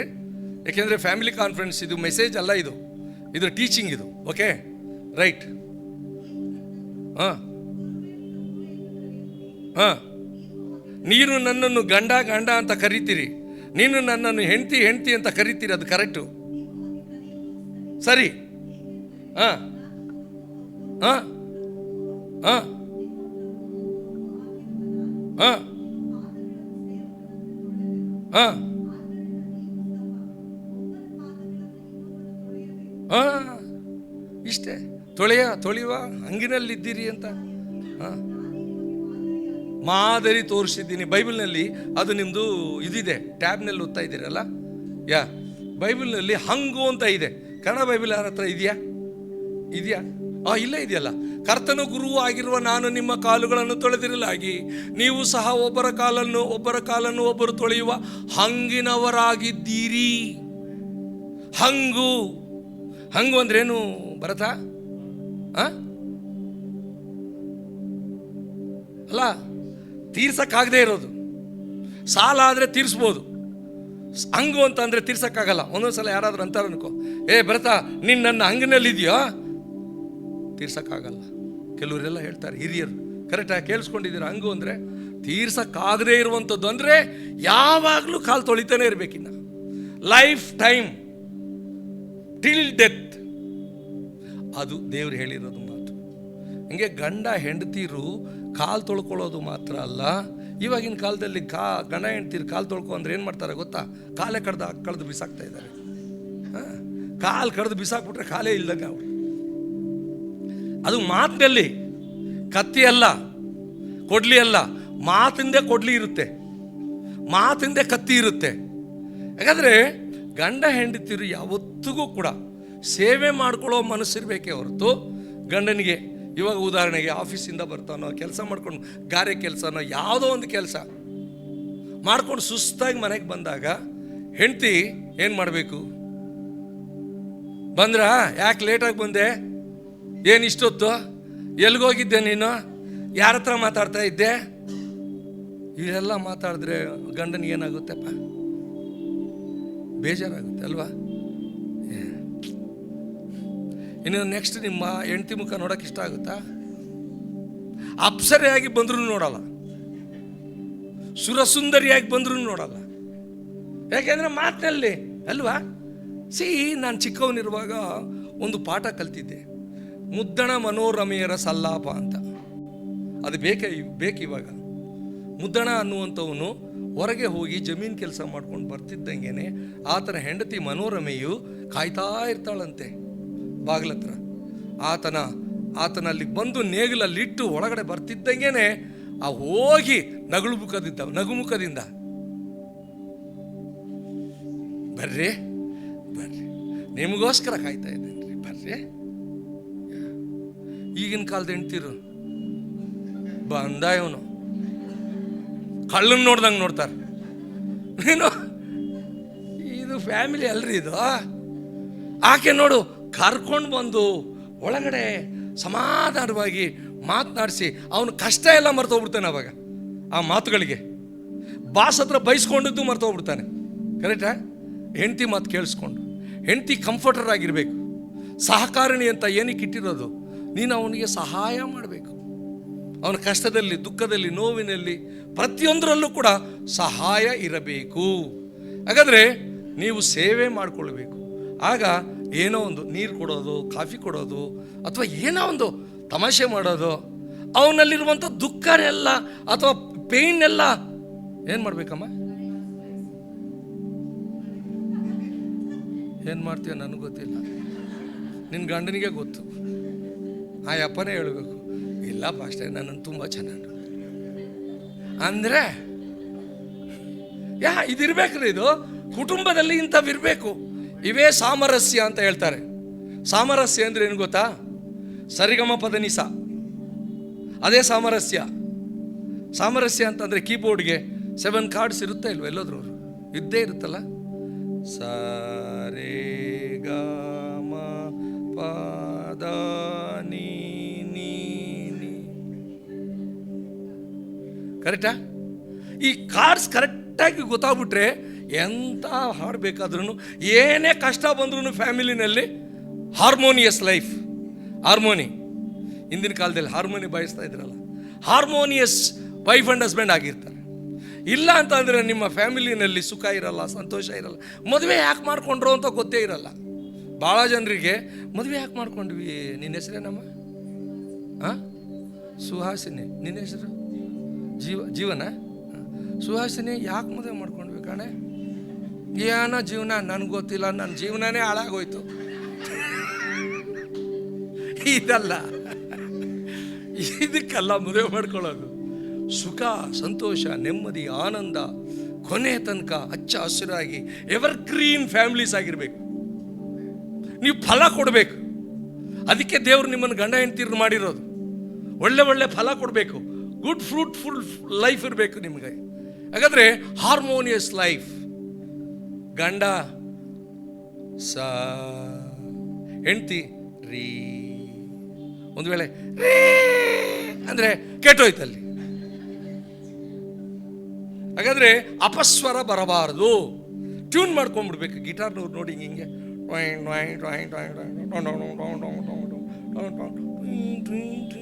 ಟ್ಯೂನ್ ಮಾಡ್ಕೊಂಡ್ಬಿಡ್ತಾರೆ. ಮಾಡ್ಕೊಳ್ತಾರೆ ಇಲ್ವ? ಎಲ್ಲ ಬರತ್ ಮಾಡ್ಕೊಳ್ತೀಯಲ್ಲ, ಅದನ್ನೇನು ಹೆಂಡ್ತಿ ಹಿಡ್ಕೊಂಡಂಗೆ ಹಿಡ್ಕೊಂಡಿದ್ಯಲ್ಲಪ್ಪ. ಯಪ್ಪ ದೇವ್ರೆ, ಹೆಂಡ್ತಿನಾದ್ರೂ ಬಿಟ್ಟರು ಬಿಡ್ಬೋದೇನೋ, ಇದನ್ನು ಬಿಡಲ್ಲ ಅನಿಸ್ತದೆ ನೀನು. ಹಾಗಾದರೆ ಇದು ಕರೆಕ್ಟ್. ಇದು ಟ್ಯೂನ್ ಮಾಡ್ಕೊಂಡ್ಬಿಡ್ಬೇಕು. ನಮ್ಮ ಲೈಫನ್ನ, ಫ್ಯಾಮಿಲಿ ಲೈಫನ್ನು ಟ್ಯೂನ್ ಮಾಡ್ಕೊಂಡ್ಬಿಡ್ಬೇಕು. ನಾವೆಲ್ಲಾದರೂ ಸ್ವಲ್ಪ ಅಪಸ್ವರ ಇದೀವಾ? ನಮ್ಮ ಗಂಡ ಹೆಂಡ್ತಿರ ಜೀವನದಲ್ಲಿ ಅಪಸ್ವರ ಏನಾದರೂ ಕಾಣಿಸ್ತಾ ಇದೆಯಾ? ಆ ಥರ ಏನಾದರೂ ಇದ್ದರೆ ಟ್ಯೂನ್ ಮಾಡ್ಕೊಂಡ್ಬಿಡ್ಬೇಕು. ಇವರು ಇಲ್ಲಿ ಒತ್ತುತ್ತಾ ಇರ್ತಾರೆ, ಇಲ್ಲಿ ಪಾಲ್ ಒತ್ತುತ್ತಾ ಇರ್ತಾರೆ, ಇಲ್ಲಿ ಭರತ್ ಏನು ಮಾಡ್ತಾರೆ, ಟಾನ್ ಟಾನ್ ಟಾನ್ ಟಾನ್ ಟಾನ್ ಟಾನ್ ಟಾನ್ ಟಾನ್ ಟಾನ್ ಟಾನ್ ಡಾಯಿಂಗ್. ಇವಾಗ ಕರೆಕ್ಟ್ ಆಯಿತು. ಹಂಗೆ ಟ್ಯೂನ್ ಮಾಡ್ಕೊಂಡ್ಬಿಡ್ಬೇಕು. ಯಪ್ಪ ನಿನ್ನ ಹೆಸರೇನು? ಹೇಮಂತ್. ನಿಮ್ಮ ಹೆಂಡತಿ ಹೆಸರು ರಮ್ಯಾ. ಗುಡ್, ಒಳ್ಳೆ ಕಪಲ್ಸ್ ನೀವು. ಆಮೇಲೆ ನಿಮ್ಮನ್ನು ಕೇಳ್ತೀನಿ. ಒಂದೇ ಸಲ ಕೇಳಿಬಿಟ್ರೆ ಒಳಗಡೆ ಹೋಗಲ್ಲ. ಹಾಗಾದರೆ ನನ್ನ ಪ್ರಿಯ ಆತ್ಮಿಕ ಮಿತ್ರರೇ, ಮಕ್ಕಳೇ, ಕೆಲವರೆಲ್ಲ ಮಕ್ಕಳ ಹಾಗೆ ಇದ್ದೀರಿ, ಕೆಲವರೆಲ್ಲ ನನಗೆ ಸಹೋದರರ ಥರನೂ ಇದ್ದೀರಿ, ಇನ್ನು ವಯಸ್ಸಾದವರು ಇವರೊಬ್ಬರು ಇದ್ದಾರೆ. ಇರಲಿ, ಏನೇ ಆಗಲಿ, ನೀವು ತೊಳ್ಕೊಳ್ಳುವ ಹಂಗಿನಲ್ಲಿದ್ದೀರಿ, ಸೇವೆ ಮಾಡ್ಕೊಳ್ಳೋ ಹಂಗಿನಲ್ಲಿದ್ದೀರಿ. ಹೆಂಡ್ತಿಗೆ ತಲೆನೋವು ಬರುವಾಗ ಅಮೃತಾಂಜನ್ ಹಚ್ಚೋದು, ನೀನು ಯಾವಾಗಲೂ ತಲೆನೋವೇ ಹೋಗತ್ಲ. ತಿರಸ್ಕಾರ ಮಾಡಬಾರ್ದು, ತಿರಸ್ಕಾರ ಮಾಡಬಾರ್ದು. ಸ್ವಲ್ಪ ಹೋಗಿ ನಿನ್ನೊಬ್ಬ ಏನದು ನಿನ್ನ ಲ್ಯಾಪ್ಟಾಪು ಪಕ್ಕಕ್ಕಿಟ್ಟು ಅವಳನ್ನು ಸ್ವಲ್ಪ ಸಾಂತ್ವನ ಮಾಡಬೇಕು. ಇಲ್ಲೇ ರೀ ಅಬ್ಬಾ, ಇಲ್ಲೇನಾ? ಹ್ಞೂ ರೀ ಅಬ್ಬಾ. ಏನ್ರಿ ನೀವು ಬೆರಳಿಟ್ಟಿದ ತಕ್ಷಣ ಅಬ್ಬಾ ಹಚ್ಕೋ, ಶುರು ಹಚ್ಕೋ, ಹೆಂಗನ ಮಾಡ್ಕೊಳ್ರಿ. ಒಂದು ವೇಳೆ ನೀವೇನಾದರೂ ನಿಮ್ಮ ಲ್ಯಾಪ್ಟಾಪ್ ಪಕ್ಕಕ್ಕೆ ಇಡಲಿಲ್ಲ ಅನ್ಕೋ, ನಿನ್ನ ಹೆಂಡ್ತಿ ನಿನ್ನನ್ನು ಹೆಂಗೆ ನೋಡ್ತಾಳೆ ಗೊತ್ತಾ? ದುಶ್ಮನಿಗಿಂತ. ಇಂಥವನು ಸಿಕ್ಬಿಟ್ನಲ್ಲ ನನಗೆ, ಅಲ್ಲಿ ಮಾಡ್ತೀನಿ ಅಂತ. ಅದಕ್ಕೆ ಸೇವೆ ಮಾಡ್ಕೊಳ್ಬೇಕು. ನೆಕ್ಸ್ಟ್ ಏನು? ಐ ಅಂತಂದರೆ ಇಂಟಿಮೇಸಿ ವಿತ್ ಒನ್ ಅನದರ್. ನೀವು ಒಬ್ಬರಲ್ಲಿ ಒಬ್ಬರು ಸೇರ್ಕೊಂಡ್ಬಿಡ್ಬೇಕು. ಯೇಸು ಸ್ವಾಮಿ ಹೇಳ್ತಾರಲ್ಲ, ನೀವು ಇಬ್ಬರಲ್ಲ, ಒಬ್ಬರೇ. ಕರೆಕ್ಟಾ? ಹೇಳ್ತಾರಾ ಇಲ್ವಾ?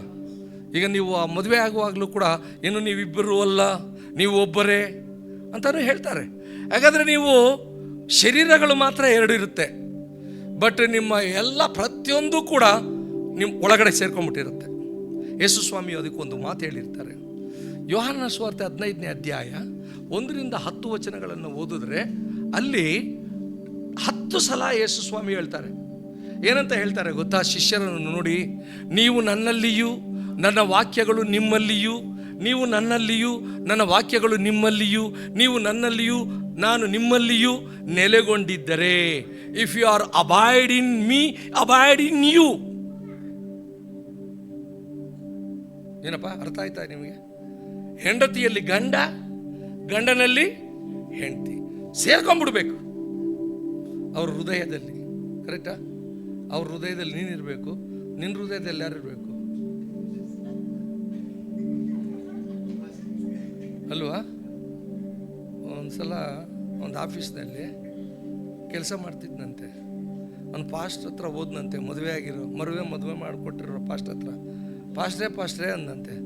ಏನಪ್ಪ ಅಂದಂತೆ ಅಂದ್ರಂತೆ. ಅವಾಗ ಪಾಸ್ಟ್ರೇ, ನೀವು ಅವತ್ತು ಮದುವೆ ಮಾಡುವಾಗ ಇವಳನ್ನ ತೋರಿಸಿ, ಇದು ನಿನ್ನ ಬೋನು, ನಿನ್ನ ಮಾಂಸ, ಆಮೇಲೆ ನಿನ್ನಿಂದ ಉತ್ಪತ್ತಿಯಾಗಿರೋಳು, ನಿಂದೇ ಸ್ವಂತ, ನಿನಗೆ ಹೆಂಗೆ ಬೇಕಾದ್ರೆ ಹಂಗೆ ಸೇವೆ ಮಾಡ್ತಾಳೆ ಅಂತ ಹೇಳಿದ್ರಲ್ವಾ? ಮಾಡೋದೇ ಇಲ್ಲ ಪಾಸ್ಟ್ರೇ, ಮಾಡೋದೇ ಇಲ್ಲ ಪಾಸ್ಟ್ರೇ. ಎಲ್ಲಿ ಹೋದ್ರಲ್ಲಪ್ಪ ನಿಮ್ಮ ಹೆಂಡತಿ? ಡಿಸಪಿಯರ್ ಆಗ್ಬಿಟ್ಟು ಸ್ವಾಮಿ ಹತ್ರ ಹೋಗ್ಬಿಟ್ರೇನೋ ಅಂದ್ಕೊಂಡೆ.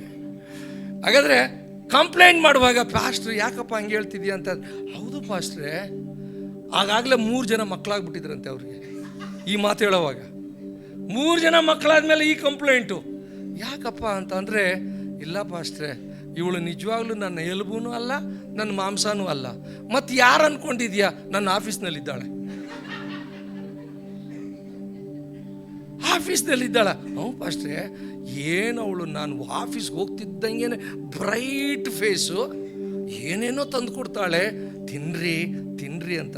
ಹೆಂಗೆಂಗ ನನಗೆ ಕಚ್ಚುಗುಳಿ ಆಗೋಗ್ಬಿಡುತ್ತೆ. ಹಿಂಗೆಲ್ಲ ಮಾಡ್ತಾಳೆ. ನನ್ನ ಹೆಂಡ್ತಿ ಏನೂ ಮಾಡಲ್ಲ. ನನ್ನ ಹೆಂಡ್ತಿ ಮಾರಿ ಬಂದಂಗೆ ಬರ್ತಾಳೆ ಹಿಂಗೆ. ನಾನು ಆಫೀಸ್ಗೆ ಹೋಗ್ತಿದ್ದಂಗೆ ಮಖ ಎಲ್ಲ ಮಸಿ ಮಾಡಿಕೊಂಡು, ಎಣ್ಣೆ ಮುಖ ತೊಳ್ಕೊಂಡಿರಲ್ಲ, ಪೌಡ್ರ್ ಹಾಕ್ಕೊಂಡಿರಲ್ಲ, ಕರೆಕ್ಟಾ? ಏನೂ ಹಾಕ್ಕೊಂಡಿರಲ್ಲ.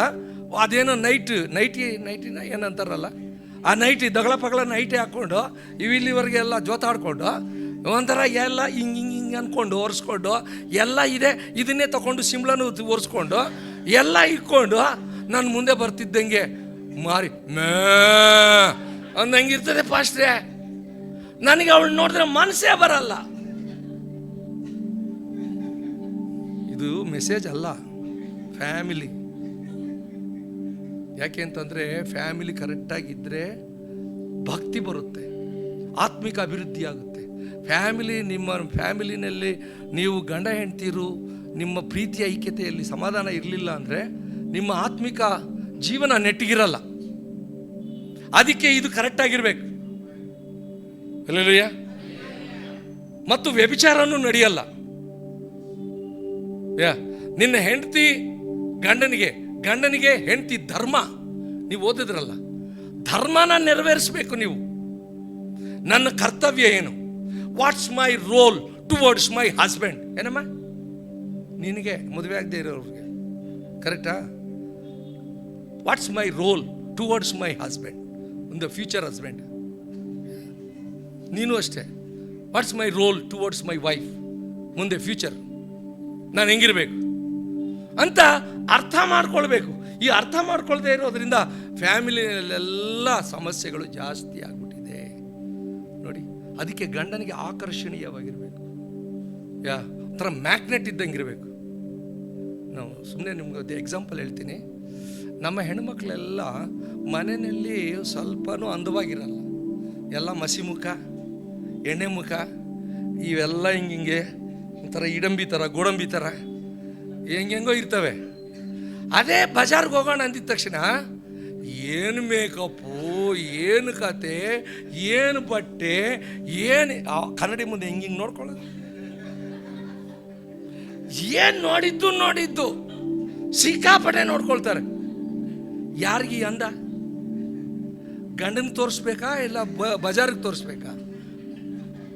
ಯೋಚನೆ ಮಾಡಿ. ಕರೆಕ್ಟಾ? ನಿನ್ನ ಅಂದ ಚಂದನ, ನಿನ್ನ ಲಾವಣ್ಯನ, ನಿನ್ನ ಅರಸನ್ನು ನೋಡ್ಬೇಕು. 45ನೇ ಕೀರ್ತನೆ ಓದಮ್ಮ, ಹಾಕಮ್ಮ. 45ನೇ ಕೀರ್ತನೆ 10ನೇ ವಚನ 11ನೇ ವಚನ ನೋಡಲ್ಲಿ, ಅಲ್ಲಿ ಎಷ್ಟು ಕ್ಲೀನಾಗಿ ಬರ್ತಿದೆ. 45 ಕೀರ್ತನೆಗಳು. ಎಲೆ ಕುಮಾರಿಯೇ ಕೇಳು, ಆಲೋಚಿಸು, ಸ್ವಜನರನ್ನು ತವರ ಮನೆಯನ್ನು ಮರೆತು ಬಿಡು. ಆಗ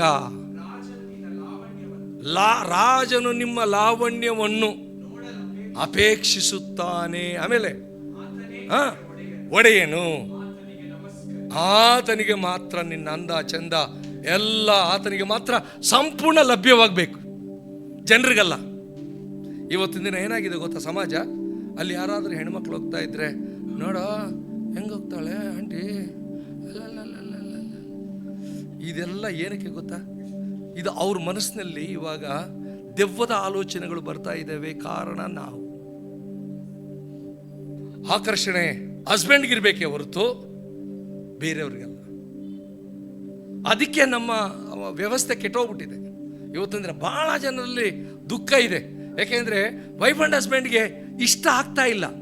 ಅಂದರೆ ಅವರಲ್ಲಿ ಮಾನಸಿಕವಾಗಿ ಅವ್ರಿಗೆ ಹೆಂಡತಿ ನೋಡಿದ ತಕ್ಷಣ ಅಥವಾ ಹಸ್ಬೆಂಡ್ ನೋಡಿದ ತಕ್ಷಣ ಆ ಭಾವನೆಗಳು ಬರ್ತಾ ಇಲ್ಲ. ಅದೇ ಬೇರೆಯವ್ರು ನೋಡಿದ ತಕ್ಷಣ ಬರ್ತಾ ಇರುತ್ತೆ. ಕಾರಣ ಇಷ್ಟೇ. ಹಾಗಾದರೆ ಇದರಲ್ಲಿ ನಾವು ಬುದ್ಧಿವಂತರಾಗಬೇಕು. ಅದೇ ನೋಡಿ ಮುಸಲ್ಮಾನ್ ಬಾಂಧವರು ಗೊತ್ತಾ ನಿಮಗೆ? ಅವ್ರದ್ದು ಪೂರ್ತಿ ಬುರ್ಕ ಹಾಕ್ಕೊಂಡಿರ್ತಾರೆ. ಮದುವೆ ಆಗಿರೋ ಹೆಣ್ಣು ಬುರ್ಕ ಹಾಕ್ಕೊಂಡಿರ್ತಾರೆ. ಅವಳದು ಮುಖ ಹೆಂಗಿರುತ್ತೆ ಅಂತ ಯಾರಿಗೂ ಗೊತ್ತಿಲ್ಲ. ಹಾಗಾದರೆ ಅವ್ರ ಮುಖ ಗಂಡನು ಮಾತ್ರ ನೋಡಬೇಕು. ಅವ್ರ ಅಪ್ಪ ಅಮ್ಮ ನೋಡ್ಬೋದು, ಸೋದರರು ನೋಡ್ಬೋದು, ಬೇರೆ ಯಾರು ನೋಡಂಗಿಲ್ಲ. ನಾವೇನಾದ್ರು ಅಮ್ಮ ಭೂವಮ್ಮ ನಿನ್ನ ಮುಖ ಹೆಂಗಿದೆ ಸ್ವಲ್ಪ ತೋರ್ಸಮ್ಮ ಅಂದರೆ ಫಟ್ ಅಂತ ಇಲ್ಲಿ ಬಿದ್ದಿರುತ್ತೆ. ಅವ್ರ ಕೈ ಬೆರಳುಗಳು ಕೂಡ ಕಾಣಿಸಲ್ಲಪ್ಪ. ಆಸೆ ಪಟ್ಟು ನೋಡ್ತವೆ ಹಿಂಗಿಂಗೆ, ಇವು ಕಾಣಿಸಲ್ಲ. ಅದು ಯಹೂದಿ ಸ್ತ್ರೀಯರಂಗೆ ಇರೋದು. ಮುಖದ ಮೇಲೆ ತಲೆ ಮೇಲೆ ಬಟ್ಟೆ ಹಾಕ್ಕೊಂಡು, ಯಾಕೆಂದರೆ ಕೂದಲು ಕಾಣಿಸ್ಬಾರ್ದು. ಹೆಣ್ಣಿಗೆ ಕೂದಲು ಗೌರವ, ಅಂದ, ಅದನ್ನು ಬೇರೆಯವ್ರು ನೋಡಬಾರ್ದು, ಹೈಡ್ ಮಾಡ್ಕೊಂಡ್ಬಿಡ್ಬೇಕು. ತನ್ನ ಗಂಡನಿಗೆ ಅಥವಾ ತನಗೆ ಸಂಬಂಧಪಟ್ಟವರಿಗೆ ಅಂತ ಅಂದ್ಬಿಟ್ಟು ನಮಗೆ ದೇವರು ಹಾಕಿದಿಲ್ಲ. ಅದಕ್ಕೆ ತಲೆ ಮೇಲೆ ಮುಸ್ಕಾಕೋಬೇಕು. ಈಗಲೂ ಕೂಡ ನಾರ್ತ್ ಕರ್ನಾಟಕ ಬನ್ನಿ ತೋರಿಸ್ತೀನಿ. ನಾರ್ತ್ ಕರ್ನಾಟಕ ಏನು ಬಾಂಬೆ ಅಥವಾ ಮಹಾರಾಷ್ಟ್ರ ಅನೇಕ ಕಡೆಗಳಲ್ಲಿ ನೀವು ನಾರ್ತ್ ಇಂಡಿಯಾ ಹೋದ್ರೂ ಕೂಡ ಅಷ್ಟೇ, ಹೆಣ್ಮಕ್ಳು ಎಲ್ಲರೂ ಕೂಡ, ರಾಜಸ್ಥಾನ್ ಅವರೆಲ್ಲರೂ ಕೂಡ ಮುಸ್ಕಾಕೋಗ್ಬಿಡ್ತಾರೆ, ತೋರಿಸಲ್ಲ. ನಮ್ಮವರೇ ಸ್ವಲ್ಪ ಅದು ಸ್ವಲ್ಪ ನಾವು ಕರೆಕ್ಷನ್ ಮಾಡ್ಕೊಳ್ಬೇಕು. ಹಾಗಾದರೆ ಗಂಡನಲ್ಲಿ ಹೆಂಡತಿಯಲ್ಲಿ ಗಂಡ ಬಾಂಡ್ ಆಗ್ಬಿಡ್ಬೇಕು. ಆ ಪ್ರೀತಿಯ ಒಂದು ಒಗೆತನ, ಆ ಸಂಬಂಧ ಯಾವ ಕಾರಣಕ್ಕೂ ಕಡಿಮೆ ಆಗದಂತೆ ನೋಡ್ಕೊಳ್ಳೋದು ನಮ್ಮ ಜವಾಬ್ದಾರಿ, ನಮ್ಮ ಅಲಂಕಾರಗಳು. ಈವನ್ ಗಂಡಸರು ಅಷ್ಟೇ. ನಿಮ್ಮ ಈ 3 ಬಟನ್ ತೆಗಿಯೋದು ಯಾರಿಗೆ?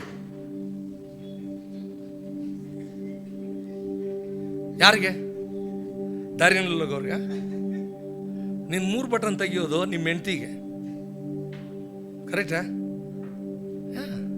ನಿನ್ನ ಹೆಂಡ್ತಿ ನೋಡಬೇಕು, ನಿನ್ನ ಬಾಡಿನ ಅಪ್ರಿಷಿಯೇಟ್ ಮಾಡಬೇಕು. ವಾವ್! ನಿನ್ನ ಕರ್ಲಿ ಹೇರ್ ನೋಡೋದು ನಿನ್ನ ಹೆಂಡ್ತಿ ನೋಡಬೇಕು, ನಿನ್ನ ಗಡ್ಡ ನೋಡೋದು ನಿನ್ನ ಹೆಂಡ್ತಿ ನೋಡಬೇಕು. ಬೇರು ಅಲ್ವಾ? ಯಾಕೋ ಸುಸ್ತಾಗ್ಬಿಟ್ರಿ? ಇದು ರಿಯಾಲಿಟಿ ಹೇಳ್ತಾ ಇರೋದು ನಿಮಗೆ. ಅದರಿಂದ ಗಂಡ ಹೆಂಡತಿಯರ ಸಂಸಾರ ಚೆನ್ನಾಗಿರಬೇಕು ಅಂತ ಅಂದರೆ ಒಬ್ಬರಿಗೊಬ್ಬರು ಆಕರ್ಷಣೀಯವಾಗಿ ಇರಬೇಕು. ಇಂಟಿಮೆಸಿ ಕ್ರಿಸ್ತನಲ್ಲಿ ನಾವು ಹೆಂಗೋ ವಿಶ್ವಾಸಿಗಳು ಹಾಗೆ ಗಂಡ ಹೆಂಡತಿಯಲ್ಲಿ. ಇವಾಗ ಕ್ರಿಸ್ತನು ಮೊದಲಿಂಗನು, ಕರೆಕ್ಟಾ? ಸಭೆ ಮೊದಲಗಿತ್ತಿ. ಅವರಿಬ್ಬರು ಹೇಗಿರ್ತಾರೋ ನಾವು ಕೂಡ ಮನೆಯಲ್ಲಿ ಹಾಗೆ ಇರಬೇಕು. ಅಲ್ಲೆಲ್ಲೂಯ್ಯ. ಇದನ್ನು ನಾವು ಮರಿಬಾರ್ದು. ನೆಕ್ಸ್ಟ್ ಎಲ್ ಸ್ಟ್ಯಾಂಡ್ಸ್ ಫಾರ್, ನಿಮಗೆ ಗೊತ್ತೇ ಇದೆ ಏನದು? ಲವ್. ಕರೆಕ್ಟಾ? 4 ಅಕ್ಷರಗಳು ಎಷ್ಟು ಚೆನ್ನಾಗಿರುತ್ತಲ್ಲ, ಎಷ್ಟು ಮುದ್ದಾಗಿರುತ್ತಲ್ಲ ಲವ್ ಅನ್ನೋದು.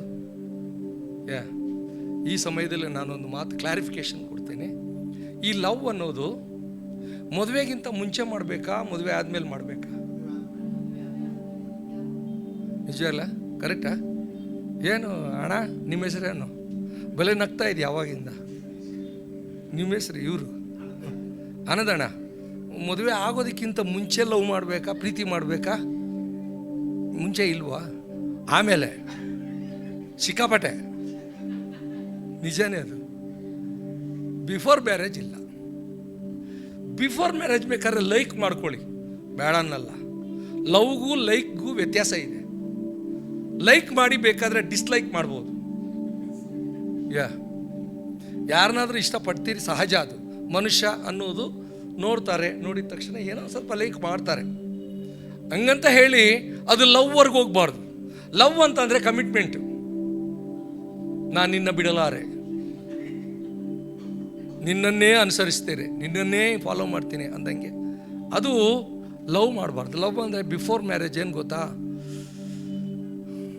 Loss of money, out of mind, vanity of life, vanity of ಏನದು ಫ್ಯೂಚರ್, ಎಂಡ್ ಆಫ್ ಲೈಫ್. ಇದು ಲವ್. ಅದಕ್ಕೆ ಮೊದಲು ಮಾಡಬಾರ್ದು. ಯಾರನ್ನಾದರೂ ಲವ್ ಮಾಡಿದ್ರೆ ಇನ್ಮೇಲೆ ಮಾಡಕ್ಕೆ ಹೋಗ್ಬೇಡ್ರಿ. ಗೊತ್ತಿಲ್ಲದೆ ಏನೋ ಹಂಗೆ ಅಂದ್ಕೊಂಡೆ, ಆದರೆ ಬೇಡ. ನಮಗೆ ದೊಡ್ಡವರಿದ್ದಾರೆ, ಅವ್ರು ನೋಡಿ. ಯಾಕೆಂದರೆ ಅಪ್ಪ ಅಮ್ಮ ನಿನಗೆ ಜನ್ಮ ಕೊಟ್ಟರು, ಒಳ್ಳೆ ಒಳ್ಳೆ ಬಟ್ಟೆ ತಂದು ಕೊಟ್ಟರು, ಒಳ್ಳೆ ಊಟ ಕೊಟ್ಟರು, ಒಳ್ಳೆ ಸ್ಕೂಲ್ಗೆ ಸೇರಿಸಿದ್ರು, ಕಾಲೇಜ್ ಸೇರಿಸಿದ್ರು, ಎಲ್ಲ ಮಾಡಿಸಿದ್ರು. ಈಗ ಮದುವೆ ಮಾಡೋ ಅಧಿಕಾರನೂ ಅವ್ರಿಗೆ ಇರೋದು. ಮತ್ತೆ ಅವ್ರನ್ನ ಬೈಪಾಸ್ ಮಾಡಿ, ಡ್ಯಾಡಿ ಇವಳು ನನ್ನ ಇಷ್ಟಪಟ್ಟಿದ್ದೀನಿ ಡ್ಯಾಡಿ, ಮಾಡಿದ್ರೆ ಇವಳನ್ನೇ ಮಾಡೋ, ಇಲ್ಲ ನಾನು ಸುಡುಗಾಡಿಗೆ ಹೋಗ್ತೀನಿ. ಈ ಧಮ್ಕಿಗಳೆಲ್ಲ ಬೇಕಾಗಿಲ್ಲ. ಯಾರು ಅನ್ಬಾರ್ದು ಈ ಥರ ಮದುವೆ ಆಗದೆ ಇರೋರು. ಕರೆಕ್ಟಪ್ಪ? ಆಗಿರೋರು ಕತೆ ಮುಗೀತು ಬಿಡು, ಇನ್ಯಾಕೆ ಯೋಚನೆ ಮಾಡ್ತೀರಿ? ಹಾಗಾದರೆ ಧಮ್ಕಿ ಹಾಕ್ಬಾರ್ದು. ನಾನು ಓಡೋಗ್ಬಿಡ್ತೀನಿ, ಎಲ್ಲಾದರೂ ಓಡೋಗ್ಬಿಡ್ತೀನಿ, ಹ್ಯಾಂಗ್ ಮಾಡ್ಕೊಂಡು, ಇವೆಲ್ಲ ದೇವ್ರಿಗೆ ಇಷ್ಟ ಇಲ್ಲ. ಅದಕ್ಕೆಲ್ಲ ನಾವು ಹೇಳೋದೇನೆಂದರೆ, ಹೊರಗಿನವರು ಅವರು ಅನ್ಯರು, ಅವ್ರು ದೇವರನ್ನು ಅರಿಯದೇ ಇರೋರು, ಕೊನೆಗೆ ಅವರು ಸೈತಾನ ಗ್ರೂಪ್ನಲ್ಲಿರೋರು, ಅವರೆಲ್ಲ ಹೋಗೋದೇ ನರಕಕ್ಕೆ. ಅವ್ರು ಹೆಂಗೆ ಬೇಕಾದ್ರೆ ಇರ್ಬೋದು. ನಾವು ದೇವರ ಮಕ್ಕಳು, ಇಲ್ಲೂ ವಿಶೇಷವಾದಂಥವ್ರು. ಕರೆಕ್ಟು. ಯಾಜಕ ವಂಶಸ್ಥರು, ರಾಜವಂಶಸ್ಥರು, ನ್ಯಾಯ ತೀರಿಸುವವರು, ಆರಿಸಲ್ಪಟ್ಟವರು, ಎಷ್ಟೋ ರ್ಯಾಂಕ್ಗಳಿದ್ದಾವೆ ನಮಗೆ. ಆದರೆ ನಾವು ದೇವರ ಮಕ್ಕಳಾದವರು ಯಾವಾಗಲೂ ಕೂಡ ಅವ್ರನ್ನ ನೋಡಿ ಅದೇನದು ಬರೆ ಹಾಕ್ಕೊಳಕ್ಕೆ ಹೋಗ್ಬಾರ್ದು. ಅವ್ರು ಹಂಗಿರ್ತಾರೆ, ನಾನು ಕಟಿಂಗ್ ಹಂಗೆ ಮಾಡ್ಕೊತೀನಿ, ನಾನು ಪ್ಲೇಟ್ ಕಟಿಂಗ್ ಮಾಡ್ಕೊಳ್ತೀನಿ, ನಾನು ಗಡ್ಡ ಹಿಂಗೆ ವಿಕಾರವಾಗಿ ಬಿಟ್ಕೊಳ್ತೀನಿ, ನಾನು ಮೇಲೆಲ್ಲ ಟ್ಯಾಟೋ ಹಾಕ್ಸ್ಕೊಳ್ತೀರಿ, ಮೈಯೆಲ್ಲ ಟ್ಯಾಟೋ ಥರ ಡೆವಿಲ್ಸ್ ಇದ್ದಂಗೆ ಇರ್ತಾರಲ್ವ. ಈ ತಲೆನೂ ಬೋಳಿಸ್ಕೊಂಡು ಮೆಲ್ಲಿಗೆ ಪೂರ್ತಿ ನುಣ್ಣಗೆ ಬೋಡಿಸ್ಕೊಂಡು, ಇಲ್ಲಿ ಡೇಂಜರ್ದು ಒಂದು ಬುರುಡೆ ಹಾಕ್ಕೊಂಡು ಯಾ ಅಂತ ಬರ್ತಾರೆ ಹಿಂಗೆ. ಅದ್ರ ಜೊತೆಗೆ ಬೇರೆ ಈ ಅವತಾರಕ್ಕೆ DJ ಮ್ಯೂಸಿಕ್ ಬೇರೆ ಕೇಳು. DJ ಏನದು? DJ ಹಾಕ್ಬಿಟ್ರೆ ಹಾರ್ಟು, ಇಲ್ಲಿರೋ ಹಾರ್ಟ್ ಅಲ್ಲಿ ಓಡೋಗ್ಬಿಡುತ್ತೆ. ನಿಜ ಅಲ್ರಿ? ಇವೆಲ್ಲ ಸೈತಾನನ ಮ್ಯೂಸಿಕ್ಗಳಿವು. ಒಳ್ಳೆ ಮ್ಯೂಸಿಕ್ ಅಲ್ಲ ಇದು. ಸೈತಾನು ನಮ್ಮನ್ನು ಕೆಡಿಸ್ತಾನೆ. DJ ಮ್ಯೂಸಿಕ್ನಲ್ಲಿ ಆಕರ್ಷಣೆ ಮಾಡ್ಕೊಳ್ತಾನೆ. ಒಂದೊಂದು ಕಾಲದಲ್ಲಿ ಒಂದೊಂದು ಮ್ಯೂಸಿಕ್ ಇತ್ತು, ರಾಕು, ಜಾಕು, ಏನೇನೋ ಮೇಕು. ಇವಾಗ ಇವು ಬಂದ್ಬಿಟ್ಟಿದ್ದಾವೆ. ಪಾಪಿ ಮ್ಯೂಸಿಕ್ ಬೇರೆ ಇತ್ತು, ಪಾಪ್ ಮ್ಯೂಸಿಕ್. ಕರೆಕ್ಟಾ? ಪಾಪ್ ಸಿಂಗರ್, ಅವನ ಹೆಸರೇನು? Pop singer. ಹಾಂ, ಅವನ ಕಾಲ ಹೋಯ್ತು. ಅವನು DJ ಗೊತ್ತಿಲ್ಲ ಅವನಿಗೆ. ಈಗೀಗ ಬಂದಿರೋದು DJ. ಯಾಕಂದರೆ ಇಂಥದ್ದಕ್ಕೆಲ್ಲ ದೇವರ ಮಕ್ಕಳು ಅಟ್ರಾಕ್ಟ್ ಆಗಬಾರದು. ಅಲ್ಲೆಲ್ಲೂಯ್ಯ. 100% ಯಾವ ಕಾರಣಕ್ಕೂ ದೇವ್ರ ವಾಕ್ಯ ಇದೆ. ಕೊರಿಂಥದವರಿಗೆ ಬರೆದ 2ನೇ ಪತ್ರಿಕೆ 6ನೇ ಅಧ್ಯಾಯ 14ನೇ ವಚನದ ಪ್ರಕಾರವಾಗಿ, ಕತ್ತಲಿಗೂ ಬೆಳಕಿಗೂ ಸಂಬಂಧವೇನು? ದೇವರಿಗೂ ಸೈತಾನನಿಗೂ ದೆವ್ವಕ್ಕೂ ಸಂಬಂಧವೇನು?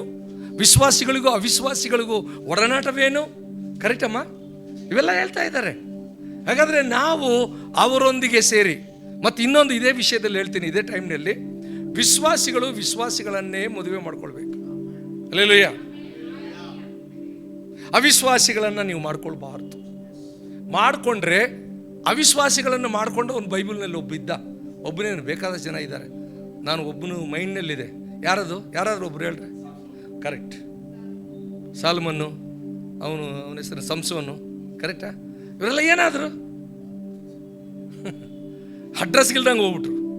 ಸಾಲಮನ್ ಅಷ್ಟು ಒಳ್ಳೆ ದೇವರ ಜ್ಞಾನ ಪಡ್ಕೊಂಡಿರುವಂಥವನು, ಅಂಥ ಮಹಾಜ್ಞಾನಿ ಯಾರೂ ಇಲ್ಲದೆ ಇರುವಂಥವನು ಅನ್ಯ ಸ್ತ್ರೀಯರನ್ನು ಮಾಡಿಕೊಂಡು ಕೊನೆಗೆ ಅವನ ತಲೆ ಕೆಡಿಸ್ಬಿಟ್ಟು ಎಲ್ಲ ಬೆಟ್ಟ ಗುಡ್ಡಗಳಲ್ಲೆಲ್ಲ ನಮಗೆ ಕಟ್ಕೊಡ್ರಿ ಅಂತ ತಲೆ ತಿಂದುಬಿಟ್ರು. ಅವನಿಗೆ ತಲೆ ಅವನು ಕಟ್ಕೊಡ್ಲೇಬೇಕಾಯ್ತು, ನಾಶವಾಗೋಯ್ತು. ನನ್ನ ಪ್ರಿಯ ಮಿತ್ರರೇ, ಯಾಕೆಂದರೆ ನೀವು ಇನ್ನೊಂದು ಎತ್ತು ಅಂದರೆ ಗೊತ್ತಾ? ಆಕ್ಸ್ ಅಲ್ವಾ? ಆಕ್ಸ್ ತಾನೆ. ಆಕ್ಸನ್ನ ಏನಂತ? ದನ. ಮತ್ತು ಎಮ್ಮೆ ಅನ್ನಕ್ಕೆ ಬಫೆಲೋ, ಕರೆಕ್ಟಾ? ಬಫೆಲೋ. ಅವರಿಬ್ಬರಿಗೂ ಮದುವೆ ಮಾಡ್ತಾರಾ? ಮಾಡ್ಕೊಳ್ಳಿ ಬಿಡಿ. ಅಲ್ಲ, ಎಲ್ಲಾದ್ರೂ ಇರೋ ಪ್ರಕೃತಿಯಲ್ಲಿ ಅವಿಬ್ರು ಕೂಡ ಇದು ಮ್ಯಾ ಅಂತ ಬಾ. ಇವರಿಬ್ಬರಿಗೂ ಯಾವುದು ಹೋಣಿಕೆನೂ ಇರಲ್ಲ. ಇದು ನೋಡಿದ್ರೆ ಕಪ್ಪಗಿರ್ತದೆ, ವೈಟ್ಗಿರ್ತದೆ. ಅದು ಕರೆಕ್ಟಾ? ಹಂಗಿರಲಿ, ವೈಟು ಕಪ್ಪು ಅದು ಮುಖ್ಯ ಅಲ್ಲ. ಆಮೇಲೆ ನನ್ನ ಮೇಲೆ ಇದು ಮಾಡ್ಕೊಳಕ್ಕೆ ಹೋಗ್ಬೇಡ್ರಿ. ಅಂದರೆ ಅವು ಕ್ಯಾರೆಕ್ಟರ್ಸ್ನಲ್ಲಿ ಎಮ್ಮೆನೇ, ಎತ್ತಿಗೆ ಎತ್ತು ಮದುವೆ ಮಾಡಬೇಕೇ ಹೊರತು ಇದಕ್ಕೆಲ್ಲ. ಹಾಗಾದರೆ ಇದನ್ನು ನಾವು ಅರ್ಥ ಮಾಡಿಕೊಂಡ್ರೆ ಸಾಕು. ನಾವು ಯಾವಾಗಲೂ ಕೂಡ ದೇವ್ರ ವಾಕ್ಯದಲ್ಲಿ ನಮಗೆ ಎಜ್ರನ ಪುಸ್ತಕ 9ನೇ ಅಧ್ಯಾಯ 1-15 ವಚನಗಳಲ್ಲಿ ಓದಿದ್ರೆ, ಎಜ್ರನು ಇಸ್ರಾಯೇಲ್ ದೇಶದವರು ಅಥವಾ ಯಹೂದಿಗಳು, ದೇವರ ಮಕ್ಕಳು, ಅನ್ಯರೊಂದಿಗೆ ಅವರು ಸಂಬಂಧ ಇಟ್ಕೊಂಡಿರೋದ್ರಿಂದ ಬಟ್ಟೆ ಹರ್ಕೊಂಡು ದೇವ್ರ ಮುಂದೆ ಗೋಳಿಡ್ತಾನೆ. ನೀವು ಅದನ್ನು ಆಮೇಲೆ ಓದ್ಕೊಳ್ಳಿ, ಗೋಳಿಡ್ತಾನೆ. ಹಾಗಾದರೆ ಇನ್ನೂ ಒಂದು ಹೇಳ್ತೀನಿ. ಇಸ್ರಾಯೇಲ್ನವನು ಅನ್ಯ ಸ್ತ್ರೀ ಮೋವಾಬ್ನವನನ್ನು, ಹುಡುಗಿನ ಅವನು ಲವ್ ಮಾಡಿರೋದ್ರಿಂದ ದೇವರ ಕೋಪ ಅವ್ರ ಮೇಲೆ ಇಳಿದಿತ್ತಂತೆ. ಆಗ ಫಿನೆಹಾಸನು ಬಂದು ಈಟಿ ತಗೊಂಡು ಬಂದು ಅವರಿಬ್ಬರನ್ನ ಸಾಯಿಸೋ ತನಕ ದೇವ್ರ ಕೋಪ ಹೋಗಲಿಲ್ಲ ಅಂತ ದೇವರ ವಾಕ್ಯದಲ್ಲಿ ನೋಡ್ತೀವಿ. ಹಾಗಾದರೆ ನಾವು ಸ್ವಲ್ಪ ತಿಳ್ಕೊಳ್ಬೇಕು. ವಿಶ್ವಾಸಿಗಳೇ ನಾವೆಲ್ಲರೂ ಕೂಡ, ಇವಾಗ ನಾನು ಕೂಡ ಹಿಂದೂನೇ. ಒಂದು ಕಾಲದಲ್ಲಿ ನಮ್ಮದು ತಾತನ ಜನ್ರೇಷನ್ ಬಂದ್ಬಿಟ್ಟು ಹಿಂದೂನೇ. ನಮ್ಮ ತಂದೆ ಸ್ವಲ್ಪ ಯೇಸುಸ್ವಾಮಿ ಮೇಲೆ ನಂಬಿಕೆ ಇಟ್ಟರು. ಮತ್ತು ನಾನಂತೂ ಸಂಪೂರ್ಣವಾಗಿ ಯೇಸುಸ್ವಾಮಿ ಮೇಲೆ. ನಾವೇನು ಒರಿಜಿನಲ್ ಆಗಿ ನಾವೇನು ಕ್ರೈಸ್ತರಲ್ಲ ನಾವು. ಆದರೆ ಯೇಸುಸ್ವಾಮಿ ನಂಬಿದ ಮೇಲೆ, ಸತ್ಯ ತಿಳ್ಕೊಂಡ ಮೇಲೆ ಮತ್ತೆ ನಾವು ಆ ಹಳೆಯ ರೂಟಿಗೆ ಹೋಗಬಾರ್ದು ನಾವು. ಅದು ತಪ್ಪಾಗುತ್ತೆ. ಹಾಗಾದರೆ ನಾವು ಫ್ಯಾಮಿಲಿನಲ್ಲಿ ಇದು ಭಾಳ ಮುಖ್ಯವಾದದ್ದು. ನೀವು ಲವ್ ಮಾಡ್ಕೊಳ್ಳಿ, ಆದರೆ ಯಾರ್ಯಾರನ್ನ ಮಾಡ್ಕೋಬೇಕು ಮಾಡ್ಕೊಳೋದು. ಈ ಟೈಮ್ನಲ್ಲಿ ಇನ್ನೊಂದು ಮಾತು ಹೇಳ್ತೀನಿ. ನೀವು ಲವ್ ಮಾಡಿದರೆ, ಯಾರನ್ನಾದ್ರೂ ಲೈಕ್ ಮಾಡಿದರೆ, ಮದುವೆ ಆಗದೆ ಇರೋರು ಅಂಥವರು ಪಾಸ್ಟರ್ ಹತ್ರನಾದರೂ, ತಂದೆ ತಾಯಿ ಹತ್ರನಾದರೂ, ದೊಡ್ಡವ್ರ ಹತ್ರ ಆದರೂ ಕೌನ್ಸಿಲಿಂಗ್ ತೊಗೋಬೇಕು. ನಾನು ಇಂಥ ಹುಡುಗಿನ ಇಷ್ಟಪಟ್ಟಿದ್ದೀನಿ, ಇಂಥ ಹುಡುಗನ್ನ ಇಷ್ಟಪಟ್ಟಿದ್ದೀನಿ, ಅವನ್ನ ಸರಿ ಆಗ್ತಾನ, ನನಗೆ ಸೆಟ್ ಆಗ್ತದಾ ಆಗಲ್ವಾ? ಆಗ ಅವರು ಅನುಭವಸ್ಥರು ನಿಮಗೆ ಒಳ್ಳೆ ಕೌನ್ಸಿಲಿಂಗ್ ಕೊಡ್ತಾರೆ. ನಿಮಗೆ ಗೊತ್ತಾಗೋದಿಲ್ಲ, ನೋಡಿದ್ದೆಲ್ಲ ಚೆನ್ನಾಗಿರುತ್ತೆ. ಪೌಡ್ರು ಘಮ ಅಂದಿದ ತಕ್ಷಣ ಮಲ್ಲಿಗೆ ಹೂವು ಘಮ ಅಂತ ಪೌಡ್ರು. ಯಾವ ಪೌಡ್ರು ಅದು? ಯಾವುದೋ ಪೌಡ್ರು, ಪಾಂಡ್ಸ್ ಪೌಡ್ರು ಏನೋ ಒಂದು. ಆಮೇಲೆ ಹುಡುಗಿರಿಗೇನು ಪ್ಯಾಕ್ ನೋಡಿದ ತಕ್ಷಣ ಗೊತ್ತಾಗ್ಬಿಡುತ್ತೆ. 6 ಪ್ಯಾಕು 8 ಪ್ಯಾಕ್ ಇದೆ, ಇವನ್ನೇ ಮದುವೆ ಆಗಬೇಕು. ಇವೆಲ್ಲ ವರ್ಕೌಟ್ ಆಗಲ್ಲ. ಸೊ ಅದರಿಂದ ಇದು ನೋಡಕ್ಕೆ ಚೆಂದ, ಆದರೆ ಸಂಸಾರ ಮಾಡೋಕ್ಕೆ ಚೆಂದ ಇಲ್ಲ. ನಾಳೆ ದಿನ ನೀವು ಭಾಳ ದೊಡ್ಡ ನಷ್ಟ ಅನುಭವಿಸಬೇಕಾಗುತ್ತೆ. ಯಾಕೆಂದರೆ ನಿಮ್ಮ ನಂಬಿಕೆಗಳಲ್ಲಿ ದೋಷ ಇದೆ. ನೀನು ಯೇಸುಸ್ವಾಮಿ ಮಗಳು, ಅವರು ಬೇರೆ, ಅವ್ರ ನಂಬಿಕೆನೇ ಬೇರೆ. ಏನೇ ಆಗಲಿ, ಅವರು ಒಂದು ವೇಳೆ ಬಂದು ಕ್ರಿಸ್ತನನ್ನು ತಿಳ್ಕೊಂಡು ಕ್ರಿಸ್ತನಿಗೆ ತಮ್ಮ ಜೀವಿತವನ್ನು ಕೊಟ್ಟು ಅವರು ಸಭೆಯಲ್ಲಿದ್ದು, ಸಭೆಯಲ್ಲಿ ಕೂಡ ಸಭಾ ಪಾಲಕರು ಅವರ ವಿಷಯದಲ್ಲಿ ಸರ್ಟಿಫೈ ಮಾಡಿ ಇವರು ಓಕೆ ಒಳ್ಳೆ ವಿಶ್ವಾಸಿಗಳು ಅಂತ ಹೇಳಿದ ಮೇಲೆ ಸಾಹಸಕ್ಕೆ ಕೈ ಹಾಕಬೇಕೇ ಹೊರತು ನಮ್ಮಷ್ಟಕ್ಕೆ ನಾವು ಹಾಕ್ಬಾರ್ದು. ಏನಂತೀಯಪ್ಪ? ಅನ್ನು ನೀನೊಬ್ಬನೇ ಇರೋದು. ಇದು ನಾನು ಖಂಡಿತ ನಿಮಗೆ ಹೇಳ್ತೀನಿ. ಯಾಕಂದರೆ ಲವ್ ಮಾಡಿರಿ, ನಾನೇನು ಬೇಡ ಅನ್ನಲ್ಲ, ಆದರೆ ಮದುವೆ ಆದಮೇಲೆ ಮಾಡ್ಕೊಳ್ಳಿ, ಎಷ್ಟನ್ನ ಮಾಡ್ಕೊಳ್ಳಿ. ಯಾರು ನಿಮಗೆ ಅದಕ್ಕಿಂತ ಮುಂಚೆ ಮಾಡಿದ್ರೆ ಎಲ್ಲರೂ ಪ್ರಶ್ನೆ ಮಾಡ್ತಾರೆ, ಯಾಕೆ ಹುಡುಗಿನ ಲವ್ ಮಾಡ್ತೀಯಾ, ಅವಳಿಗೂ ನಿಮಗೆ ಸಂಬಂಧ ಏನು? ಮದುವೆ ಆದಮೇಲೆ ನಿಮ್ಮನ್ನು ಯಾರು ಕೇಳೋರೇ ಅಪರಾಧಿಗಳು. ಹಾಗಾದರೆ ಇದನ್ನು ಮನಸ್ಸಿನಲ್ಲಿ ಇಟ್ಕೊಂಡಿರ್ರಿ. ಲವ್ ಮಾಡೋದು ದೊಡ್ಡ ಸಾಹಸ ಇರುತ್ತೆ, ಮಾಡೋಕ್ಕೆ ಹೋಗ್ಬೇಡ್ರಿ. ಮಾಡಿರಿ, ಆದರೆ ಲೈಕ್ ಮಾಡಿದ ಮೇಲೆ ಪಾಸ್ಟ್ರಿಗೆ ಹೇಳ್ರಿ, ಅಥವಾ ಹೆಣ್ಮಕ್ಳು ಪಾಸ್ಟಮ್ಮನಿಗೆ ಹೇಳ್ರಿ, ಅವ್ರು ನಿಮ್ಗೆ ಒಳ್ಳೆ ಕೌನ್ಸಿಲಿಂಗ್ ಕೊಡ್ತಾರೆ. ಅದ್ರ ಜೊತೆಯಲ್ಲಿ, ಯಾಕೆಂದರೆ ಬಿಲಿವರ್ಗೆ ಆಗಬೇಕು. ನಿಮ್ಮ ಪ್ರಾರ್ಥನೆಗಳಿಗೆ, ನಿಮ್ಮ ಬೈಬಲ್ ಸ್ಟಡಿಗೆ, ಎಲ್ಲದಕ್ಕೂ ಅನುಕೂಲವಾಗಿರುತ್ತೆ ಭಕ್ತಿ ಜೀವನಕ್ಕೆ. ಇಲ್ಲ ಅಂತಂದರೆ ಎತ್ತು ಏರಿಗೆಳಿತದೆ, ಕೋಣ ನೀರಿಗೆಳಿತದೆ. ಇವತ್ತಿಗೂ ಎಷ್ಟೋ ಮಂದಿ ಆ ಥರ ಮಾಡಿಕೊಂಡು ಇವತ್ತಿಗೂ ಮದುವೆಯಾಗಿ 2-3 ಮಕ್ಕಳಾಗಿದ್ದಾರೆ. ಇವನು ಫೋಟೋಗಳಿಗೆ ಹಿಂಗಂತ ಇರ್ತಾನೆ, ಅವಳು ಬೈಬಲ್ ಓದ್ತಾ ಇರ್ತಾಳೆ. ಏನು ಕತೆ ಅನ್ನೋ, ಏನದು ದುಃಖ. ಇವಳು ಹೋಗಿ, ಸ್ವಾಮಿ ಅಪ್ಪ ಅವನ ಮನಸ್ಸನ್ನು ತಿರುಗಿಸಿ ಎಲ್ಲಿ ತಿರುಗ್ಸೋಕ್ಕಾಗುತ್ತೆ? ಅವ್ನು ಕಲ್ಲಾಗ್ಬಿಟ್ಟು, ಅವನು ಕಲ್ಲನ್ನು ತಗೊಂಡು ಬಂದ್ಬಿಟ್ಟು ಕರಗಿಸೋಕ್ಕಾಗುತ್ತೇನಪ್ಪ? ಕರ್ಗೋಂಗಿದ್ರೆ ಮೊದಲೇ ಕರಗಬೇಕಾಗಿತ್ತು. ದಯವಿಟ್ಟು ಆ ಸಾಹಸಕ್ಕೆ ಹೋಗ್ಬೇಡ್ರಿ. ಒಂದು ವೇಳೆ ನೀವು ಅನ್ಬೋದು, ಇಲ್ಲ ಅಂಥವ್ರು ಇದ್ದಾರಪ್ಪ ಅಷ್ಟೇ, ಇಂಥವ್ರು ಇದ್ದಾರೆ, ಅವರೆಲ್ಲ ಹಿಂಗಿದ್ದಾರೆ ಇರ್ಬೋದು. ನೀವು ಬೇಡ, ಕರೆಕ್ಟ್ ಏನಪ್ಪ? ನೀವು ಮಾಡಬಾರ್ದು. ಹಾಗಾದರೆ ನಿಮ್ಮ ಅದರಲ್ಲಿ ಲವ್ ಅನ್ನೋ ಪದದಲ್ಲಿ 4 ರೀತಿಯಲ್ಲಿ ಹೇಳ್ತಾರೆ. ಯಾವುದರಲ್ಲಿ? ಗ್ರೀಕ್ನಲ್ಲಿ. ಒಂದು ಫಿಲಿಯೋಸ್ ಅಂತಾರೆ. ಫಿಲಿಯೋಸ್ ಅಂತ ಅಂದರೆ ಬಂಧು ಬಳಗದವರ ಪ್ರೀತಿ ಅದು. ಮತ್ತಿನ್ನೊಂದು ಏನದು? ಸ್ಟೋರ್ಜ್ ಅಂತಾರೆ. ಸ್ಟೋರ್ಜ್ ಅಂತ ಅಂದರೆ ವಸ್ತುಗಳ ಆಕರ್ಷಣೆ, ವಸ್ತುಗಳು ಜಾಸ್ತಿ. ಇವತ್ತಿಗೂ ಕೂಡ ಗಂಡ ಹೆಂಡ್ತಿರು ಆಗಿದ್ರೂ ಕೂಡ ಹೆಂಡ್ತಿ ವಸ್ತುಗಳನ್ನೇ ಜಾಸ್ತಿ ಪ್ರೀತಿ ಮಾಡ್ತಾಳೆ, ಗಂಡನ ಪ್ರೀತಿ ಮಾಡಲ್ಲ. ರೇ ಗಂಡ ಹೋಗ್ರಿ TV ತೊಗೊಂಬನ್ರಿ, ಅವ್ರ ಮನೇಲಿ ನೋಡ್ರಿ ದೊಡ್ಡ TV ಐತೆ, LED ಐತೆ, ನಮ್ಮ ಮನೇಲಿ ಏನ್ರಿ ಡಬ್ಬಾ TV ಇಟ್ಕೊಂಡಿದ್ದೀರಾ? ಹೋಗ್ರಿ ಸೋಫಾ ತೊಗೊಂಬನ್ರಿ, ಹೋಗ್ರಿ ಒಳ್ಳೆ ಫ್ಯಾನ್ ತೊಗೊಂಬನ್ರಿ, ಏನೇನೋ ಹೇಳ್ತಾರೆ, AC ಹಾಕ್ಸ್ರಿ ಅಂತ. ಅದು ಸ್ಟೋರ್ಜ್ ಅಂತ ಹೇಳ್ತಾರೆ. ಗಂಡನಿಗಿಂತ ಹೆಚ್ಚಾಗಿ, ಹೆಂಡತಿಗಿಂತ ಹೆಚ್ಚಾಗಿ ವಸ್ತುಗಳನ್ನೆಲ್ಲ. ಒಂದು ಸಲ ಏನಾಗೋಯ್ತು ಗೊತ್ತಾ? ನಮ್ಮ ಕಣ್ಮುಂದೆ ನಡೆದಿರೋದು. ಮದುವೆ ಆಯಿತು, ಇಬ್ರಿಗೂ ಮದುವೆ ಆಯಿತು. ಹನಿಮೂನ್ಗೆ ಕಳಿಸೋದಕ್ಕೆ ಎಲ್ಲ ಏರ್ಪಾಟಾಗೋಯ್ತು. ಒಂದೇ ಕಾರು. ಯಾರ್ದು? ಮಿಸ್ಟರ್ ಗಂಡೇಶ್ವರಂದು. ಹೆಂಡತಿಯೇಶ್ವರಿ ಬಂದು ಎಲ್ಲ ನ್ಯೂ ಮ್ಯಾರಿಡು ಅದು ಇದೆಲ್ಲ ಬರೆದ್ಬಿಟ್ಟು ಅವಳು ಬಂದ್ಲು. ಅವಳು ಬರ್ಬೋದು, ಸ್ವಲ್ಪ ಬೇಗ ಬರಲ್ಲ ಹೆಣ್ಮಕ್ಳು.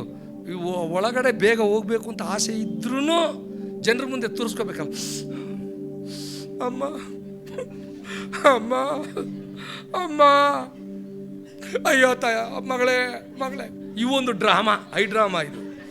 ಈ ಡ್ರಾಮಾಗಳೆಲ್ಲ ಮುಗಿಸ್ಕೊಂಡು ಇವನು ಕಾಯ್ತಾ ಇದ್ದಾನೆ.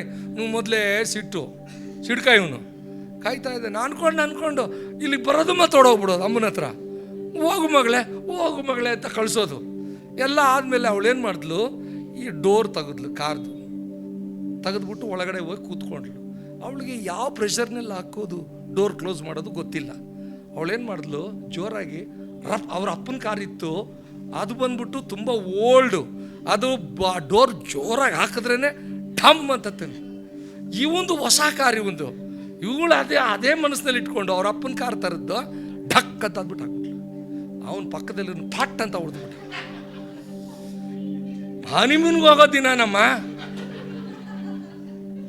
ಇನ್ನೇನು ಹನುಮಾನ್ ಹೋಗೋದು ಬೆಲೆ ಕಷ್ಟ. ಇದು ನಡೆದಿರೋ ಕತೆ ಇದು.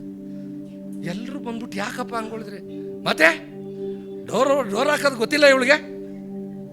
ಅಲ್ಲಪ್ಪ ಏನಾಯ್ತು? ಅಲ್ಲ ಅವಳು ನಿನ್ನ ಹೆಂಡ್ತಿನೇ ತಾನೆ.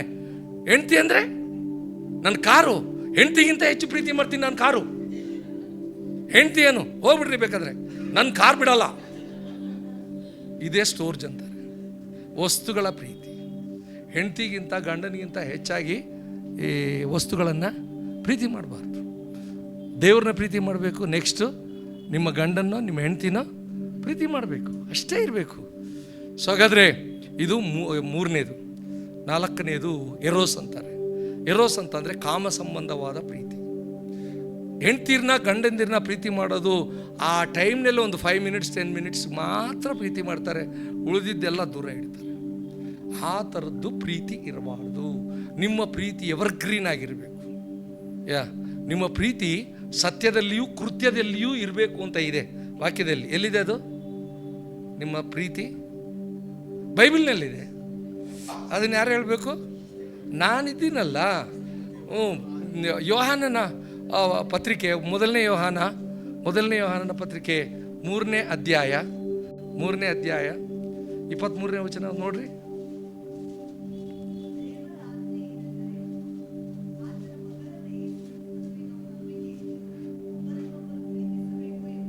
ಆಮೇಲೆ ಇದಾಕ್ಬಿಡಮ್ಮ. ದೇವರ ಆಜ್ಞೆ ಯಾವುದೆಂದರೆ, ನಾವು ಆತನ ಮಗನಾದ ಯೇಸು ಕ್ರಿಸ್ತನ ಹೆಸರನ್ನು ನಂಬಿ ಕ್ರಿಸ್ತನು ನಮಗೆ ಅಪ್ಪಣೆ ಕೊಟ್ಟ ಪ್ರಕಾರ ಒಬ್ಬರನ್ನೊಬ್ಬರು ಪ್ರೀತಿಸಬೇಕೆಂಬುದೇ. ಆಮೇಲೆ ಮುಂದಕ್ಕೆ ಹೋಗ್ರಿ 24. ಆತನ ಆಜ್ಞೆಗಳನ್ನು ಕೈಕೊಂಡು ನಡೆಯುವವನು ಆತನಲ್ಲಿ ನೆಲೆಗೊಂಡಿರುತ್ತಾನೆ, ಆತನು ಇವನಲ್ಲಿಯೂ ನೆಲೆಗೊಂಡಿರುತ್ತಾನೆ, ನಮ್ಮಲ್ಲಿ ನೆಲೆಗೊಂಡಿದ್ದಾನೆ ಎಂಬುದು ಆತನು ನಮಗೆ ಅನುಗ್ರಹಿಸಿದ ಆತ್ಮನಿಂದಲೇ. ನಿಮ್ಮ ಪ್ರೀತಿಯು ಸತ್ಯದಲ್ಲಿಯೂ ಕೃತ್ಯದಲ್ಲಿಯೂ ಅಂತ ಅಂದ್ಬಿಟ್ಟು ಅಲ್ಲೆಲ್ಲ ಕೆಳಗಡೆ ಬರುತ್ತೆ ನೋಡ್ರಿ. ನಿಮ್ಮ ಪ್ರೀತಿ 18ನೇ ವಚನ ನೋಡ್ರಿ. ಒಂದು ವೇಳೆ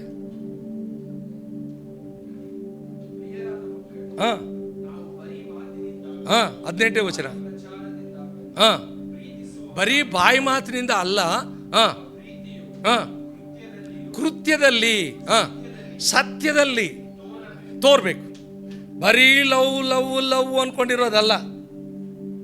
ಆ ಲವ್ ಏನಾಗಿರ್ಬೇಕು? ಬರೀ ಬಾಯಿನಲ್ಲಿ ಹೇಳೋದಲ್ಲ, ಕೃತ್ಯದಲ್ಲಿರಬೇಕು. ನಿನ್ನ ಹೆಂಡ್ತಿನ ಪ್ರೀತಿ ಮಾಡ್ತಿದ್ದೀನಿ ಅಂತಂದರೆ ಅರ್ಥ ಏನು ಗೊತ್ತಾ? ಉದಾಹರಣೆಗೆ ಎಫೆಸದವರಿಗೆ ಬರೆದ ಪತ್ರಿಕೆ 5ನೇ ಅಧ್ಯಾಯ 25, 26, 27ನೇ ವಚನದಲ್ಲಿ ಯೇಸು ಕ್ರಿಸ್ತನು ಸಭೆಯನ್ನು ಪ್ರೀತಿ ಮಾಡಿದ್ದಾನೆ. ಪ್ರೀತಿ ಮಾಡಿ ತನ್ನ ಪ್ರಾಣನೇ ಕೊಟ್ಟಿದ್ದಾನೆ. ಕೊಟ್ಟನೇ ಇಲ್ವಾ? ಕೊಟ್ಟಿದಾರಲ್ಲ. ಇದು ಕೃತ್ಯ. ಬರೀ ಪ್ರೀತಿ. ದೇವರ ಲೋಕದ ಮೇಲೆ ಎಷ್ಟೋ ಪ್ರೀತಿಯನ್ನು ಇಟ್ಟು ಬರೀ ಅಷ್ಟಕ್ಕೆ ಆಗಲಿಲ್ಲ.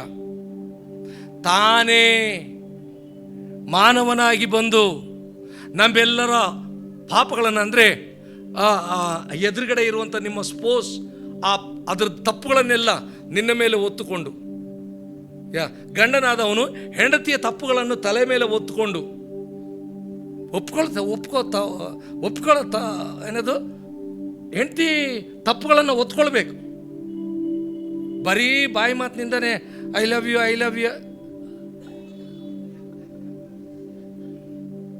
ಇಲ್ಲ. ಹೊತ್ತುಕೊಂಡನು, ವಹಿಸಿಕೊಂಡನು ಶಿಲುಬೆ ಮೇಲೆ. ತಂದೆಯೇ, ಇವರೇನು ಮಾಡಿದ್ದಾರೆ ಇವರು ಅರಿಯರು, ಈಕೆ ಏನು ಮಾಡಿದ್ದಾಳೋ ಈಕೆ ಅರಿಯಳು, ತಪ್ಪು ಮಾಡಿದ್ದಾಳೆ, ಆದ್ರೂ ಕೂಡ ಈ ತಪ್ಪು ಅವಳದಲ್ಲ. ಒಂದು ವಚನ ಓದ್ರಿ, ಕೊಲೊಸ್ಸೆದವರಿಗೆ ಬರೆದ ಪತ್ರಿಕೆ 3ನೇ ಅಧ್ಯಾಯ 13ನೇ ವಚನ, 3:13. ನಿನ್ನ ಹೆಂಡತಿಯ ತಪ್ಪುಗಳನ್ನು ಇದ್ದರೂ ಸೈರಿಸಿಕೊಳ್ಳ್ರಿ. ನಂಬರ್ 1 ಸೈರಣೆ. ಹೆಂಡತಿ ಗಂಡನ ಸೈರಿಸ್ಕೊಳ್ಬೇಕು, ಗಂಡ ಹೆಂಡತಿನ ಸಹಿಸ್ಕೊಳ್ಬೇಕು. ಏನು ತಪ್ಪು ನಡೆಯುತ್ತೆ? ತಪ್ಪಿಲ್ಲದೆ ಇರೋನು ಯಾರೂ ಇಲ್ಲ ಮನುಷ್ಯನಲ್ಲಿ, ಎಲ್ಲರೂ ತಪ್ಪು ಮಾಡ್ತಾರೆ. ಆದರೂ ಸಹಿಸ್ಕೊಳ್ಬೇಕು. ಇದೇ ನಿಜವಾದಂಥ ಕ್ರಿಸ್ತೀಯ ಕುಟುಂಬ ತಳಹದಿ, ಫೌಂಡೇಶನ್. ಕ್ಷಮಾಪಣೆ, ಸಹಿಸ್ಕೊಳ್ಬೇಕು. ಯೇಸು ಸ್ವಾಮಿ ಸಹಿಸ್ಕೊಂಡಲ್ಲ, ನಮ್ಮೆಲ್ಲರ ಪಾಪ ಅಪರಾಧಗಳನ್ನು ತಾನು ಒತ್ತುಕೊಂಡನಲ್ಲ, ವಹಿಸ್ಕೊಂಡನಲ್ಲ, ಸಹಿಸ್ಕೊಂಡನಲ್ಲ. ನೀನು ಕೂಡ ನಿನ್ನ ಹೆಂಡ್ತಿದು ಕರೆಕ್ಟಾ? ತಪ್ಪು ಮಾಡಿದ್ರೂ ಕೂಡ ಸಹಿಸ್ಕೊಳ್ಬೇಕು. ಬಿಟ್ಬಿಡ್ತೀನಿ ಅಂತ ಹೇಳೋದಲ್ಲ. ಭಾಳ ಜನ ಧಮಕಿ ಹಾಕ್ತಾರೆ, ಬಿಟ್ಬಿಡ್ತೀನಿ, ಡೈವರ್ಸ್ ಕೊಡ್ತೀನಿ, ಅದು ಇದು ಅವೆಲ್ಲ ಹೇಳ್ಬಾರ್ದು. ಯೇಸು ಸ್ವಾಮಿ ಆಮೇಲೆ ಮುಖ್ಯ ಹಂಗೆ ಮುಂದುವರಿಸ್ರಿ.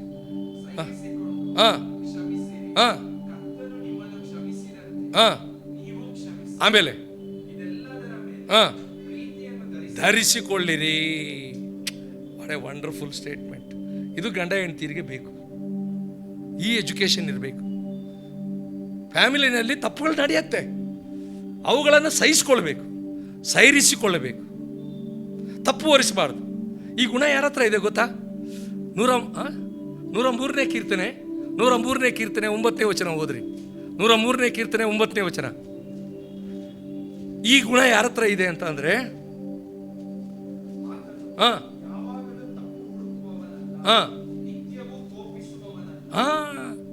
ನೋಡ್ರಿ ನಮಗೆ. ಆಮೇಲೆ ನೆಕ್ಸ್ಟ್ ಮುಂದೆ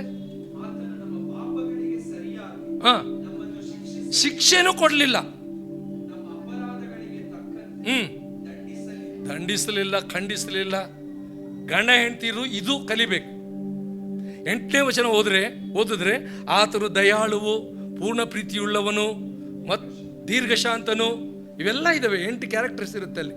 ಹಾಗಾದರೆ ಅವೆಲ್ಲ ಕೂಡ ಗಂಡ ಹೆಂಡ್ತಿರು ಇಟ್ಕೊಳ್ಬೇಕು. ಇಟ್ಕೊಂಡು ಒಂದು ವೇಳೆ ತಪ್ಪು ಕಂಡು ಬಂದ್ರೂ ಕೂಡ ತಪ್ಪು ಹೊರಿಸಲಿಲ್ಲ. ಸ್ವಾಮಿ, ತಪ್ಪು ಹೊರಿಸಲಿಲ್ಲ, ನಿತ್ಯವೂ ಕೋಪಿಸಿಕೊಳ್ಳಲಿಲ್ಲ, ನಮ್ಮ ತಪ್ಪುಗಳಿಗೆ ಸರಿಯಾಗಿ ಶಿಕ್ಷೆ ಕೂಡ ಕೊಡಲಿಲ್ಲ. ಆಕಾಶಕ್ಕೂ ಭೂಮಿಗೂ ಎಷ್ಟು ಎತ್ತರವೋ ಎಷ್ಟು ಅಗಲನೋ ಅಷ್ಟು 14ನೇ ವಚನದಲ್ಲಿ ಬರೆಯಲ್ಪಟ್ಟಿದೆ.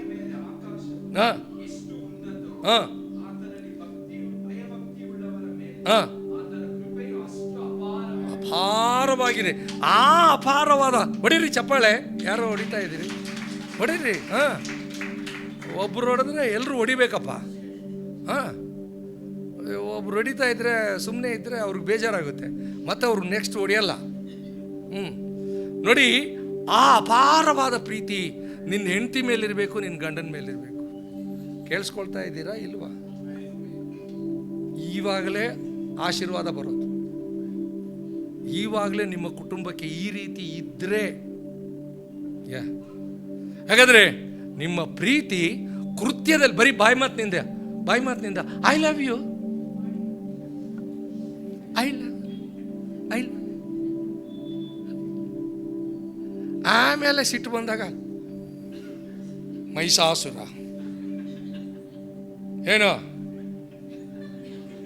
ಏನ್ ಮಾಡಿದ್ಯಾ, ಹಾಕ್ತೀನಿ. ಮಹಿಷಾಸುರ ಅಂದ್ರೆ ಗೊತ್ತಾ ನಿಮಗೆ? ಮೊದಲು ಮೈಸೂರು ಅಂತ ಹೆಸರಿತ್ತು. ಈ ಕರ್ನಾಟಕಕ್ಕೆ ಮೊದಲು ಮೈಸೂರು ಅಂತ ಇತ್ತು 1958ಕ್ಕೆ ಹಿಂದೆ. ಮೈಸೂರು ಅಂದ್ರೆ ಏನರ್ಥ ಹೇಳಿ? ಮಹಿಷಾಸುರ ಅಂದ್ರೆ ಏನರ್ಥ ಹೇಳಿ? ಏನದು? ಮಹಿ ಅಂದ್ರೆ ಏನು? ಮಹಿ ಅಂದ್ರೆ ಎಮ್ಮೆ. ಮಹಿ ಅಂದ್ರೆ ಏನು? ಎಮ್ಮೆ. ಡಿಕ್ಷನರಿನಲ್ಲಿ ಬೇಕಾದ್ರೆ ನೋಡ್ಕೊಳ್ರಿ. ಅಸುರ ಅಂದ್ರೆ ರಾಕ್ಷಸ. ಎಮ್ಮೆ ಮೇಲೆ, ಅಲ್ಲಿ ಎಮ್ಮೆ ಇದೆ ತಾನೆ ಚಾಮುಂಡೇಶ್ವರಿ ಬೆಟ್ಟದಲ್ಲಿ, ಎಮ್ಮೆ ಇದೆಯಾ ಇಲ್ವಾ? ಎಮ್ಮೆ ಮೇಲೆ ಬಂದು ಇದ್ರೆ ಎದ್ರೆ, ಇದು ಮಹಿಷಾಸುರ. ಹಾಗಾದ್ರೆ ಇದ್ರೆ ಸೈಲೆಂಟ್ ಆಗಿರ್ತಾರೆ ನಮ್ಮವರು, ಎದ್ರೆ ಮಾತ್ರ ವಾಯಪ್ಪ ಬಲೆ ಕಷ್ಟ ಅಲ್ವೇನಪ್ಪ? ನಿನ್ನ ಹೆಸರೇಂತಮ್ಮ? ನೀನೇ ಹೇಮಂತಲ್ಲ? ಭಾಳ ಕಷ್ಟ ಅಲ್ಲ? ಹಾಗಾದ್ರೆ ಇದು ನಮಗೆ ಬಹಳ ಇಂಪಾರ್ಟೆಂಟ್. ಹಾಗಾದ್ರೆ ನಾವು ಎದ್ದಳಕ್ಕೆ ಹೋಗ್ಬಾರ್ದು, ಸುಮ್ಮನೆ ತಗ್ಗಿಸ್ಕೊಳ್ಬೇಕು. ಆಮೇಲೆ ಪೇಷನ್ಸ್ ಇರಬೇಕು, ತಾಳ್ಮೆ, ಲಾಂಗ್ ಸಫರಿಂಗ್ ಅಂತ ಹೇಳ್ತಾರೆ. ಹಾಗಾದ್ರೆ ನೆಕ್ಸ್ಟು ವೈ ಸ್ಟ್ಯಾಂಡ್ಸ್ ಫಾರ್ ಏನದು? ವೈ ಅಂದ್ರೆ ಏನು? ಇವಾಗ ನೀವು ಹೇಳ್ಬಿಡಿ. ಫಲ ಕೊಡೋದು ಹೆಂಗೆ? ಈಲ್ಡಿಂಗ್. YIELD, ಈಲ್ಡಿಂಗ್, DIN ಅಂದ್ರೆ ಅಭಿವೃದ್ಧಿಯಾಗೋದು. ಗಂಡ ಹೆಂಡತಿರು ಈ 5 ಕ್ಯಾರೆಕ್ಟರ್ಸ್ ಬಂತು ಅಂದ್ರೆ 6ನೇ ಕ್ಯಾರೆಕ್ಟರ್ ಏನು ಅಂತ ಅಂದ್ರೆ ಅಭಿವೃದ್ಧಿ ಆಗ್ತೀರಿ. ನೀವು ಯಾವ್ದ್ಯಾವ್ದ್ರಲ್ಲಿ ಅಭಿವೃದ್ಧಿ ಆಗ್ತೀರಿ? ನಿಮ್ಮ ಆತ್ಮಿಕ ವಿಷಯದಲ್ಲಿ ಅಭಿವೃದ್ಧಿ ಆಗ್ತೀರಿ. ಆತ್ಮಿಕ ವಿಷಯದಲ್ಲಿ ಅಂತಂದ್ರೆ ನೀವಿಬ್ರು ಸೇರ್ಕೊಂಡು ಪ್ರಾರ್ಥನೆ ಮಾಡ್ತೀರಿ. ಯಾಕೆಂದ್ರೆ ಮನಸ್ಸು ಸಂತೋಷವಾಗಿರುತ್ತೆ, ಉಲ್ಲಾಸವಾಗಿರುತ್ತೆ. ಕರೆಕ್ಟಾ? ನಮ್ಮ ಮನಸ್ಸು ಉಲ್ಲಾಸವಾಗಿರುತ್ತೆ, ಸಂತೋಷವಾಗಿರುತ್ತೆ. ಸಂತೋಷವಾಗಿದ್ದರೆ ಪ್ರಾರ್ಥನೆ ಆಟೋಮೆಟಿಕ್ ಆಗಿ ಮಾಡ್ತೀರಿ. ಇಬ್ರು ಸೇರ್ಕೊಂಡು ಬೇಕಾದ್ರೆ ಕೈಗಳು ಇಟ್ಕೊಂಡು, ದೇವ್ರೇ ಸಪ್ಪ ಅಪ್ಪ, ಓ ದೇವ್ರೇ, ಸ್ವಾಮಿ ಅಂತ. ಮನಸ್ಸು ಉಲ್ಲಾಸ ಇಲ್ಲ ಅಂದ್ರೆ ಬರ್ರಿ ಪ್ರಾರ್ಥನೆ ಮಾಡೋಣ, ನೀನೇ ಮಾಡ್ಕೊ ಹೋಗು. ಬೇಕಾದ್ರೆ ಎಲ್ಲಾದ್ರೂ ಕೇಳಿದ್ದೀರಾ? ಮನಸ್ಸು ಉಲ್ಲಾಸ ಇಲ್ಲ ಅಂದರೆ ಬರ್ರಿ ಪ್ರಾರ್ಥನೆ ಮಾಡೋಣ, ನೀನೇ ಮಾಡ್ಕೋ, ನನಗೆ ಬೇಡ. ಬೇಕಾದರೆ ಸಾಧ್ಯವಾದರೆ ಹೊರಗಡೆ ಎಲ್ಲೋ ಉಂಡಾಡಿ ಗುಂಡಂಗೆ ತಿರುಗಾಡ್ಕೊಂಡು ಅಲ್ಲಿ ಇಲ್ಲಿ ಬೋಂಡಾ ಬಜ್ಜಿ ಮೆತ್ಕೊಂಡು ಮೆಲ್ಲಿಗೆ ಬರ್ತಾನೆ ಮನೆಗೆ. ಈ ಅಮ್ಮ ಪ್ರಾರ್ಥನೆ ಒಬ್ಬಳೇ ಮಾಡಬೇಕು ಪಾಪ. ಯಾಕೆ? ಮನಸ್ಸು ಉಲ್ಲಾಸ ಇಲ್ಲ, ಮನಸ್ಸಿಗೆ ಗಾಯ ಆಗಿದೆ. ಕಾರಣ ಯಾರೋ ಆಗಿರ್ಬೋದು. ಈ 5 ಕ್ಯಾರೆಕ್ಟರ್ಸ್ ಕರೆಕ್ಟಾ? ಈ 5 ಕ್ಯಾರೆಕ್ಟರ್ನಲ್ಲಿ ನೀವು ಸರಿ ಇಲ್ಲ ಅಂದರೆ ಮನಸ್ಸು ಗಾಯ. ನಿಮಗೆ ಒಂದು ಕೋರಿದ್ದು ತಡವಾದರೆ ಮನಸ್ಸು ಬಳಲಿ ಹೋಗುತ್ತದೆ ಅಂತ ವಚನ ಗೊತ್ತಾ ನಿಮಗೆ? ಕೇಳಿಸ್ಕೊಂಡಿದ್ದೀರ? ಹೋಗಲಿ. ಕೋರಿದ್ದು ತಡವಾದರೆ ಮನಸ್ಸು ಬಳಲಿ ಹೋಗುತ್ತದೆ, ಬೈಬಲ್ನಲ್ಲಿದೆ. ಅನ್ರಿ ಸದ್ಯಕ್ಕೆ ನಾನು ಹೇಳ್ತೀನಿ ಎಲ್ಲಿದೆ ಅಂತ. ಓಕೆ, ಜ್ಞಾನೋಕ್ತಿಗಳ ಪುಸ್ತಕ 12ನೇ ಅಧ್ಯಾಯ 13 ಅಥವಾ 13ನೇ ಅಧ್ಯಾಯ 12, ಇವೆರಡರಲ್ಲಿ ಯಾವುದೋ ಒಂದಿರುತ್ತೆ ನೋಡಿ. ಜ್ಞಾನೋಕ್ತಿಗಳು, ಪ್ರಾವರ್ಬ್ಸ್ ಎಷ್ಟನೇ ಅಧ್ಯಾಯಪ್ಪ? 13ನೇ ಅಧ್ಯಾಯ 12ನೇ ವಚನ. ಕರೆಕ್ಟ್. ಮನಸ್ಸು ಬಳಲುತ್ತದೆ. ಇನ್ನು ಕೈಗೂಡದ ಜೀವ. ನೀವೊಂದು ವೇಳೆ ನಿಮ್ಮ ಮನಸ್ಸು ಚೆನ್ನಾಗಿರ್ಬೇಕು ಅಂದರೆ ನಿನ್ನ ಹೆಂಡತಿಯಿಂದ, ನಿನ್ನ ಗಂಡನಿಂದ ನಿನ್ನ ಮನಸ್ಸು ಉಲ್ಲಾಸವಾಗಿರ್ಬೇಕು. ಆವಾಗ ನಿಮ್ಮ ಮನೆಗೆ ಆಶೀರ್ವಾದ ಆಟೋಮೆಟಿಕ್ ಆಗಿ. ನೀವು ಪ್ರಾರ್ಥನೆ ಮಾಡ್ತೀರಿ, ವಾಕ್ಯ ಧ್ಯಾನ ಮಾಡ್ತೀರಿ, ಕರೆಕ್ಟಾ? ನೀವು ಪರಾರ್ಥರ ಪ್ರಾರ್ಥನೆ ಮಾಡ್ತೀರಿ, ದೇಶಕ್ಕೋಸ್ಕರ ಮಾಡ್ತೀರಿ, ಸಭೆಗಳಿಗೋಸ್ಕರ ಮಾಡ್ತೀರಿ, ರಕ್ಷಣೆ ಹೊಂದದೇ ಇರುವವ್ರಿಗೋಸ್ಕರ ಮಾಡ್ತೀರಿ, ನಿಮ್ಮ ಅಪ್ಪ ಅಮ್ಮಂದಿರ ರಕ್ಷಣೆಗೋಸ್ಕರ ಪ್ರಾರ್ಥನೆ ಮಾಡ್ತೀರಿ. ಯಾವಾಗ ನೀವು ಕೋರಿದ್ದು ನಿಮಗೆ ಸಿಕ್ಕಿದ್ರೆ. ಇಲ್ಲ ಅಂದರೆ ಇದು ವಾಚನ ಸುಮ್ಮನೆ ಬರೆಸಿಟ್ಟಿಲ್ಲಪ್ಪ. ಇಲ್ಲ ಅಂದರೆ ನಿಮ್ಮ ಮನಸ್ಸು ಬಳಲಿ ಹೋಗುತ್ತೆ. ಪ್ರಾರ್ಥನೆಗೂ ಕೂಡ ಕುಂತ್ಕೊಂಡ್ರೂ ನಾಮಕೆ ವಾಸ್ತೆ ಹೇಳ, ಅದನ್ನು ಕುಂತ್ಕೊಂಡ್ರೂ ಬಾಯಿಯಿಂದ ಮಾತ್ರ. ಅದು ಹೇಳ. ಮತ್ತಾಯನ ಸುವಾರ್ತೆ ತೆಗಿರಿ. ಮತ್ತಾಯನ ಸುವಾರ್ತೆ 15ನೇ ಅಧ್ಯಾಯ 8ನೇ ವಚನ. 15:8 ಒಂದು ಮಾತು ಯೇಸು ಸ್ವಾಮಿನೇ ಹೇಳ್ತಾನೆ. ಏನದು ಅಂತ ಅಂದರೆ, ಈ ಜನರು ಬರ್ತಾರೆ ಮಾತಿನಿಂದ, ಹಲ್ಲೆಲೂಯಾ ಸ್ತೋತ್ರಂ, ಹಲ್ಲೆಲೂಯಾ ಅಪ್ಪಾ ಸ್ತೋತ್ರಂ ಸ್ತೋತ್ರಂ. ಕರೆಕ್ಟು, ಎಲ್ಲರೂ ಹೇಳ್ತಾರೆ, ಗಂಡನೂ ಹೇಳ್ತಾರೆ, ಒಳಗಡೆ ಗಾಯ ಇದೆ. There is a wound in your body. ಒಳಗಡೆ ವೂಂಡಿದೆ. ಗಂಡನ ನೋಡಿದ್ರೆ, ಹೆಂಡತಿ ನೋಡಿದ್ರೆ, ಈ ಕಡೆ ನೋಡು ಅಂದ್ರೂ ಕೂಡ. ಮತ್ತಿಲ್ಲಿ ಈ ದೇವ್ರನ್ನ ಮೆಚ್ಚಿಸ್ಬೇಕಲ್ಲ, ದೇವ್ರನ್ನ ಬಾಯಿಂದ ಮೆಚ್ಚುತ್ತಾ ಇದ್ದಾರೆ. ಅಲ್ಲಿ ಬರ್ದಿದೆ, ಈ ಜನರು ಬಾಯಿಂದ ನನ್ನನ್ನು ಸನ್ಮಾನಿಸುತ್ತಾರೆ. ಮತ್ತೆ ನೆಕ್ಸ್ಟ್,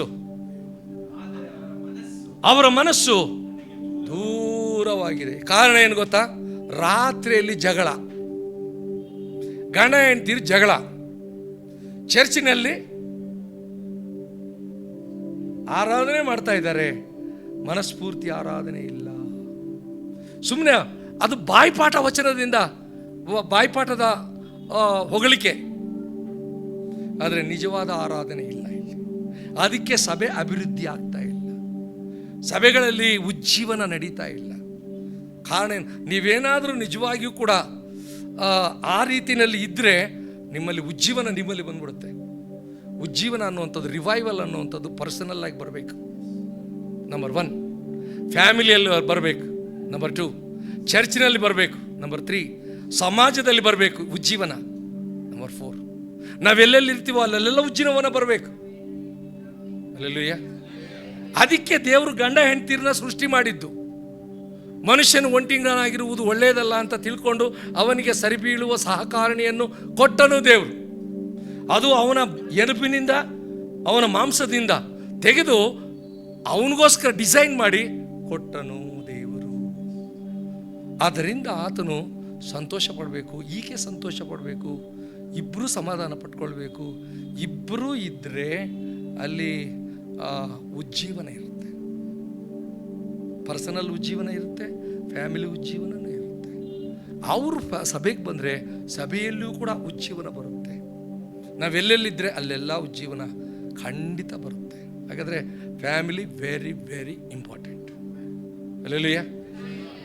ಸೊ ಕೊನೆಗೆ 1-2-3 ಮಾತು ಹೇಳ್ಬಿಟ್ಟು ನಾನು ಮುಕ್ತಾಯ ಮಾಡ್ತೀನಿ. ಇದು 5-6 ಅಕ್ಷರಗಳನ್ನು ನಿಮಗೆ ತಿಳಿಸಿದ್ದೀನಿ, ಕರೆಕ್ಟಾ? ಆ ರೀತಿಯಲ್ಲಿ ನೀವು ಇರೋದಕ್ಕೆ ಟ್ರೈ ಮಾಡಿ. ಗಂಡನಿಗೆ ಏನು ಹೇಳ್ತಾರೆ ಅಂತಂದರೆ, ನಂಬರ್ 1 ಗಂಡನಿಗೆ ದೇವರು ಏನು ಹೇಳ್ತಾನೆ ಉಪದೇಶ ಅಂತಂದರೆ, ಎಫೆಸದವರಿಗೆ ಬರೆದ ಪತ್ರಿಕೆ 5ನೇ ಅಧ್ಯಾಯ 25ನೇ ವಚನದಲ್ಲಿ, ನೀನು ನಿನ್ನ ಹೆಂಡತಿಯನ್ನು ಪ್ರೀತಿಸಬೇಕು. ಅದು ಎಂಥ ಪ್ರೀತಿ ಅಂತ ಅಂದರೆ ತ್ಯಾಗ. ಅಲ್ಲಿಗೆ ಕೊಟೇಶನ್ ಅದು ಕೆಳಗಡೆ ಬರ್ತದೆ, ಕ್ರಿಸ್ತನು ಸಭೆಯನ್ನು ಪ್ರೀತಿಸಿ ಹೇಗೆ ತನ್ನ ಪ್ರಾಣವನ್ನೇ ಅರ್ಪಿಸಿದನೋ ಪ್ರಾಣ ಕೊಡುವಷ್ಟರ ಮಟ್ಟಿಗೆ ನಿನ್ನ ಹೆಂಡತಿನ ಪ್ರೀತಿ ಮಾಡಬೇಕು. ಅಲ್ಲೆಲ್ಲೂಯ್ಯ. ಆ ಪ್ರೀತಿ ನಿನ್ನ ಮದುವೆ ಆಗುವಾಗ ಯಾವ ಪ್ರೀತಿ ಇತ್ತೋ ಅದೇ ಪ್ರೀತಿ ಕೊನೆ ಕಣ್ಣು ಮುಚ್ಚುವಾಗಲೂ ಕೂಡ ಆಕೆಯ ಮೇಲೆ ನಿನ್ನ ಪ್ರೀತಿ ಇರಬೇಕು. ಅದು ನಿಜವಾದ ಪ್ರೀತಿ. ಎಲ್ಲರೂ ಚಪ್ಪಾಳೆ ಹೊಡೀರಿ. ಯೇಸು ಸ್ವಾಮಿ ನಮ್ಮನ್ನು ಎಷ್ಟು ಇಷ್ಟಪಟ್ಟಿದ್ದಾನೆಂದರೆ, ನಾವು ಎಷ್ಟು ತಪ್ಪು ಮಾಡಿದ್ರೂ ಕೂಡ ನಮ್ಮನ್ನೇನಾದರೂ ಪ್ರೀತಿಸದೆ ಬಿಟ್ಟಿದ್ದಾನ? ಎಷ್ಟಾದರೂ ದೂರ ಇರಲಿ, ಎಷ್ಟು ಆತನಿಗೆ ನಾವು ರೆಬಲ್ಸ್ ಆಗಿದ್ದೀವಿ, ಆದರೂ ನಮ್ಮನ್ನು ಪ್ರೀತಿ ಮಾಡಿದ. ಮಗನೇ, ಮಗಳೇ, ನೀನು ನನ್ನಿಂದ ದೂರ ಹೋದ್ರು ನಾನು ನಿನ್ನ ಹತ್ರ ಬರ್ತಾ ಇದ್ದೀನಿ. ನಾನು ನಿನ್ನ ಹತ್ರ, I am closer to you. ನಾನು ನಿನ್ನ ಹತ್ರ ಬರ್ತಾ ಇದ್ದೀನಿ, ನೀನು ನನಗೆ ಬೇಕು. ಹಾಗಾದರೆ ಹೆಂಡತಿಯನ್ನು ಪ್ರೀತಿ ಮಾಡೋದು ತ್ಯಾಗ. ಪ್ರೀತಿಯ ಇನ್ನೊಂದು ಅರ್ಥ ಏನು ಅಂದರೆ ತ್ಯಾಗ. ಲವ್ ಏನದು ಇನ್ಸಿಸ್ಟ್ಸ್, ಏನದು ಸ್ಯಾಕ್ರಿಫೈಸ್ ಮಾಡುವಂಥ ಮನಸ್ಸು, ಇದು ಎರಡನೇದು. ಮೂರನೇದು, ಹೆಂಡತಿಯನ್ನು ಸಂಪೂರ್ಣವಾಗಿ ಕ್ಷಮಿಸಬೇಕು. ಯೇಸು ಸ್ವಾಮಿ ಕ್ಷಮಿಸಿದ್ನ ಇಲ್ವಾ? ಶಿಲುಬೆಯಲ್ಲಿ ಏನು ಮನಸ್ಸಿನಲ್ಲಿ ಇಟ್ಕೊಳ್ಳಲಿಲ್ಲ, ತಪ್ಪು ಹುಡುಕಲಿಲ್ಲ, ನಿತ್ಯವೂ ಕೋಪಿಸ್ಕೊಳ್ಳಲಿಲ್ಲ, ಕ್ಷಮಿಸ್ಬಿಟ್ರು. ಈ ಮೂರು ಗಂಡನಲ್ಲಿರಬೇಕು. ಮೂರು ಮುಖ್ಯವಾದವು ಅಂತಂದರೆ ಇವು ಮೂರೇ. ಒಂದು ಪ್ರೀತಿ, ಎರಡು ತ್ಯಾಗ, ಮೂರು ಕ್ಷಮೆ. ಇದ್ರ ಮೇಲೆ ಇನ್ನೂ ಬೇಕಾದಷ್ಟು ಬರ್ತವೆ. ನೆಕ್ಸ್ಟ್ ಯಾವಾಗಾದರೂ ದೇವ್ರ ಚಿತ್ತವಾದರೆ ನಿಮ್ಗೆ ಯಾರಾದರೂ ಹೇಳ್ಕೊಡ್ತಾರೆ. ಇನ್ನೂ ಬೇಕಾದಷ್ಟು ಇದ್ದಾವೆ ಹೇಳ್ಕೊಡುವಂಥದ್ದು. ಮೂರನ್ನು ಮಾತ್ರ ಗ್ಯಾರಂಟಿ ನೀವು ಇಟ್ಕೊಳ್ಬೇಕು. ಹೆಣ್ಣುಮಕ್ಕಳು ಗಂಡನ ಕಡೆಗೆ ವಿಧೇಯತೆ ತೋರಿಸ್ಬೇಕು. ನಮಗೆ ಎಫೆಸದವರಿಗೆ ಬರೆದ ಪತ್ರಿಕೆ 5ನೇ ಅಧ್ಯಾಯ 22ನೇ ವಚನ, ಸ್ತ್ರೀಯರೇ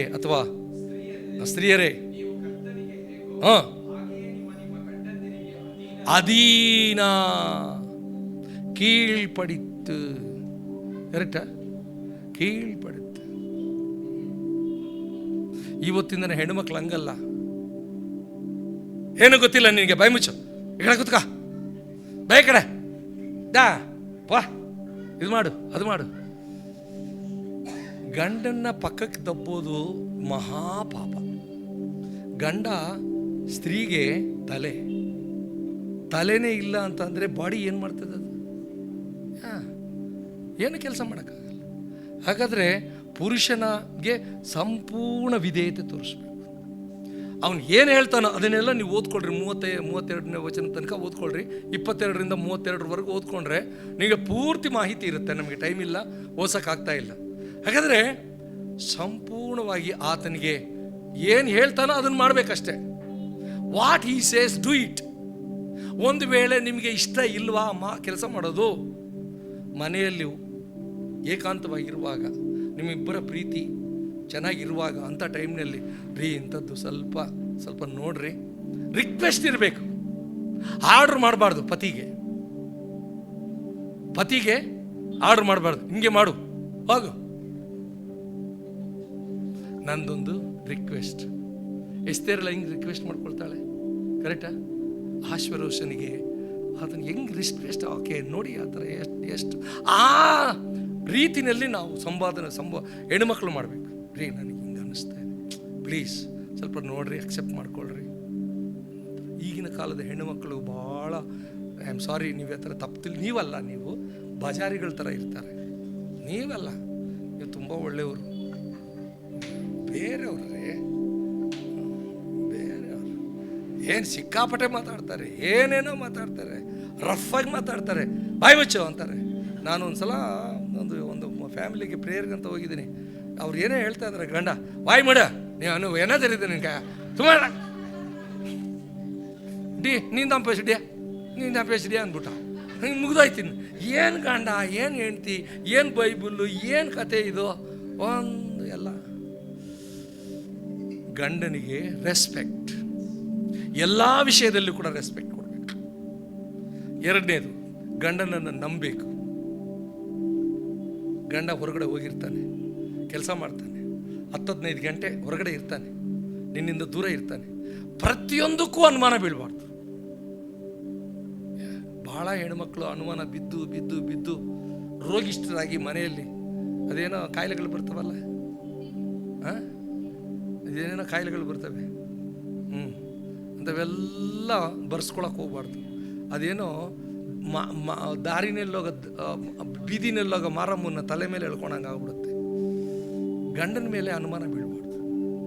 ಗಂಡ ಎಲ್ಲೋದ್ರೂ ಹೆಂಗಿದ್ರು ಅವನು ನನ್ನ ಗಂಡನೇ ಅಂತ ತಿಳ್ಕೊಂಡು ನಂಬಿಕೆ ಇಡುವಂಥ ಸ್ತ್ರೀಯರು ನಿಜವಾಗಿಯೂ ಕೂಡ ಗಂಡನ ಪ್ರೀತಿ ಹೊಂದುತ್ತಾರೆ ಮತ್ತು ಅವರು ಸುಖವಾಗಿರ್ತಾರೆ.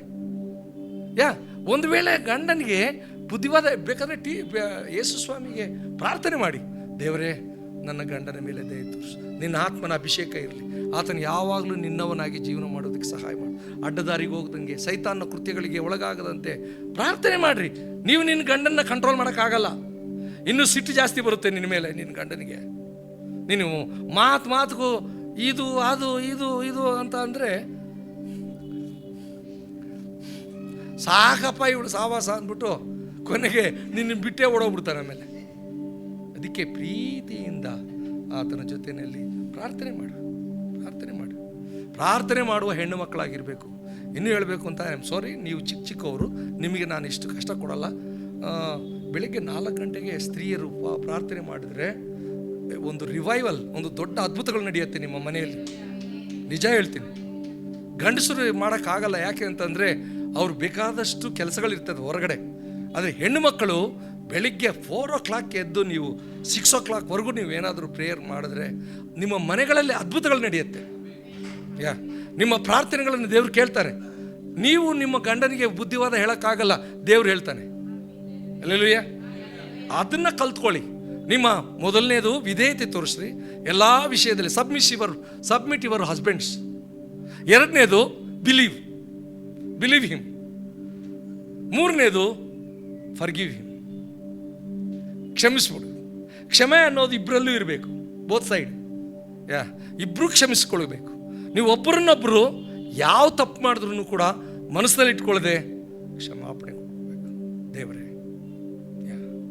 ನೀವು ಕ್ಷಮಿಸಿದರೆ ದೇವರು ನಿಮ್ಮ ತಪ್ಪುಗಳನ್ನು ಮಾತ್ರ ಅಲ್ಲ, ನಿಮ್ಮ ಹಸ್ಬೆಂಡ್ ತಪ್ಪನ್ನು ಕೂಡ ಕ್ಷಮಿಸ್ತಾರೆ. ನೀವಿಬ್ಬರೂ ಕೂಡ ಕ್ಷಮಾಪಣೆ ಹೊಂದುತ್ತೀರಿ. ದೇವರ ಹತ್ರ ನೀವು ಸಮಾಧಾನವಾಗಿರ್ತೀರಿ, ನೆಮ್ಮದಿಯಾಗಿರ್ತೀರಿ. ದೇವರು ನಿಮಗೆ ವಿಶೇಷವಾದ ರೀತಿಯಲ್ಲಿ ನಡೆಸ್ತಾನೆ ಮುಂದಿನ ದಿನಗಳಲ್ಲಿ.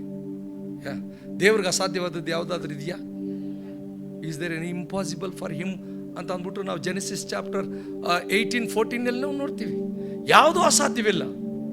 ನಿನ್ನನ್ನು ಎಷ್ಟೊತ್ತು ನಿನ್ನ ದೇವ್ರ ಕೈಯಲ್ಲಿದೆಯಾ? ನೀನು ದೇವ್ರ ಕೈಯಲ್ಲಿದೆಯಾ? ಕರೆಕ್ಟ್ ಅಮ್ಮ, ನೀವು ದೇವ್ರ ಕೈಯಲ್ಲಿದ್ದೀರಿ. ಹೆಂಗೆ ಬೇಕಾದರೂ ಆತನು ಮೋಲ್ಡ್ ಮಾಡ್ತಾನೆ. ಬಟ್ ದೇವರು ನಿಮ್ಮನ್ನು ನನ್ನನ್ನು ಪರೀಕ್ಷೆ ಮಾಡ್ತಾ ಇದ್ದಾನೆ. ದೇವರಿಗೆ ನಾವೆಷ್ಟರ ಮಟ್ಟಿಗೆ ಅಂಟ್ಕೊಂಡಿರ್ತೀವಿ, ಬಾಂಡ್ ಆಗಿರ್ತೀವಿ, ಅದು ಬಹಳ ಮುಖ್ಯ.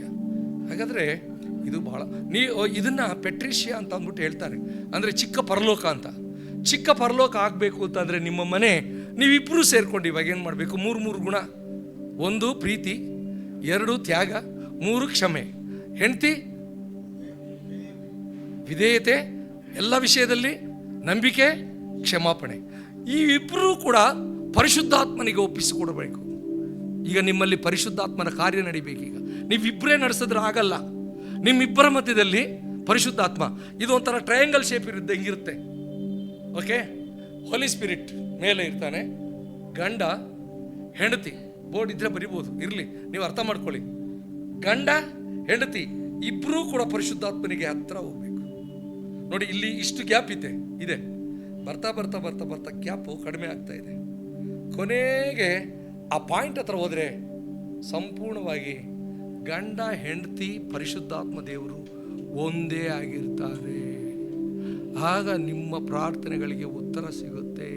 ಪರಿಶುದ್ಧಾತ್ಮ ದೇವರು ನಿಮಗೋಸ್ಕರವಾಗಿ ಅಳ್ತಾ ಇರ್ತಾರಂತೆ. ಕರೆಕ್ಟಾ? ನೀವು ರೋಮ ಪತ್ರಿಕೆ 8ನೇ ಅಧ್ಯಾಯ 26ನೇ ವಚನ, ನಿಮಗೋಸ್ಕರ ಅಳ್ತಾ ಪ್ರಾರ್ಥನೆ ಮಾಡ್ತಾರೆ, ನಿಮಗೋಸ್ಕರ ಗೋಳಾಡ್ತಾರಂತೆ. ಮತ್ತು ಪರಿಶುದ್ಧಾತ್ಮ ದೇವರು ಎಫೆಸದವರಿಗೆ ಬರೆದ ಪತ್ರಿಕೆ 4:26 ದುಃಖ ಪಡ್ತಾನಂತೆ. ಅಯ್ಯೋ, ಇವರು ಎಂಥ ಗಂಡ ಹೆಂಡ್ತೀರಾಗ್ಬಿಟ್ರಲ್ಲಪ್ಪ, ಇವರು ಕರ್ತನ ಮಕ್ಕಳಾಗಿ ಈ ರೀತಿ ಇರಬೇಕಾಗಿರೋರು ಹಿಂಗಾಗ್ಬಿಟ್ರಲ್ಲ ಅಂತ ಹೇಳಿ ಆತನು ನಮ್ಮ ವಿಷಯದಲ್ಲಿ ಗೋಳಾಡ್ತಾನಂತೆ. ಮತ್ತು ಮೊರೆ ಇಡ್ತಾನಂತೆ, ದುಃಖ ಪಡ್ತಾನಂತೆ. ಅದಕ್ಕೆ ದುಃಖ ಪಡಿಸ್ಬೇಡ್ರಿ ಅಂತ ನಮಗೆ ಬರೆಯಲ್ಪಟ್ಟಿದೆ. ಮತ್ತು ಯಾವುದದು ಗಲಾತ್ಯದವರಿಗೆ ಬರೆದ ಪತ್ರಿಕೆ 5ನೇ ಅಧ್ಯಾಯ 16ನೇ ವಚನ, ಪರಿಶುದ್ಧಾತ್ಮನಿಗೆ ನೀವು ಒಪ್ಪಿಸಿಕೊಡ್ರಿ, ಆಗ ಶರೀರ ಭಾವದ ಕ್ರಿಯೆಗಳನ್ನು ನೀವು ಮಾಡೋದಿಲ್ಲ. ಹಾಗಾದರೆ ನೀವಿಬ್ಬರೂ ಕೂಡ ಪರಿಶುದ್ಧಾತ್ಮನಿಗೆ ಒಪ್ಪಿಸಿಕೊಡ್ಬೇಕು. ಪರಿಶುದ್ಧಾತ್ಮ ದೇವರು ಇರಲೇಬೇಕು.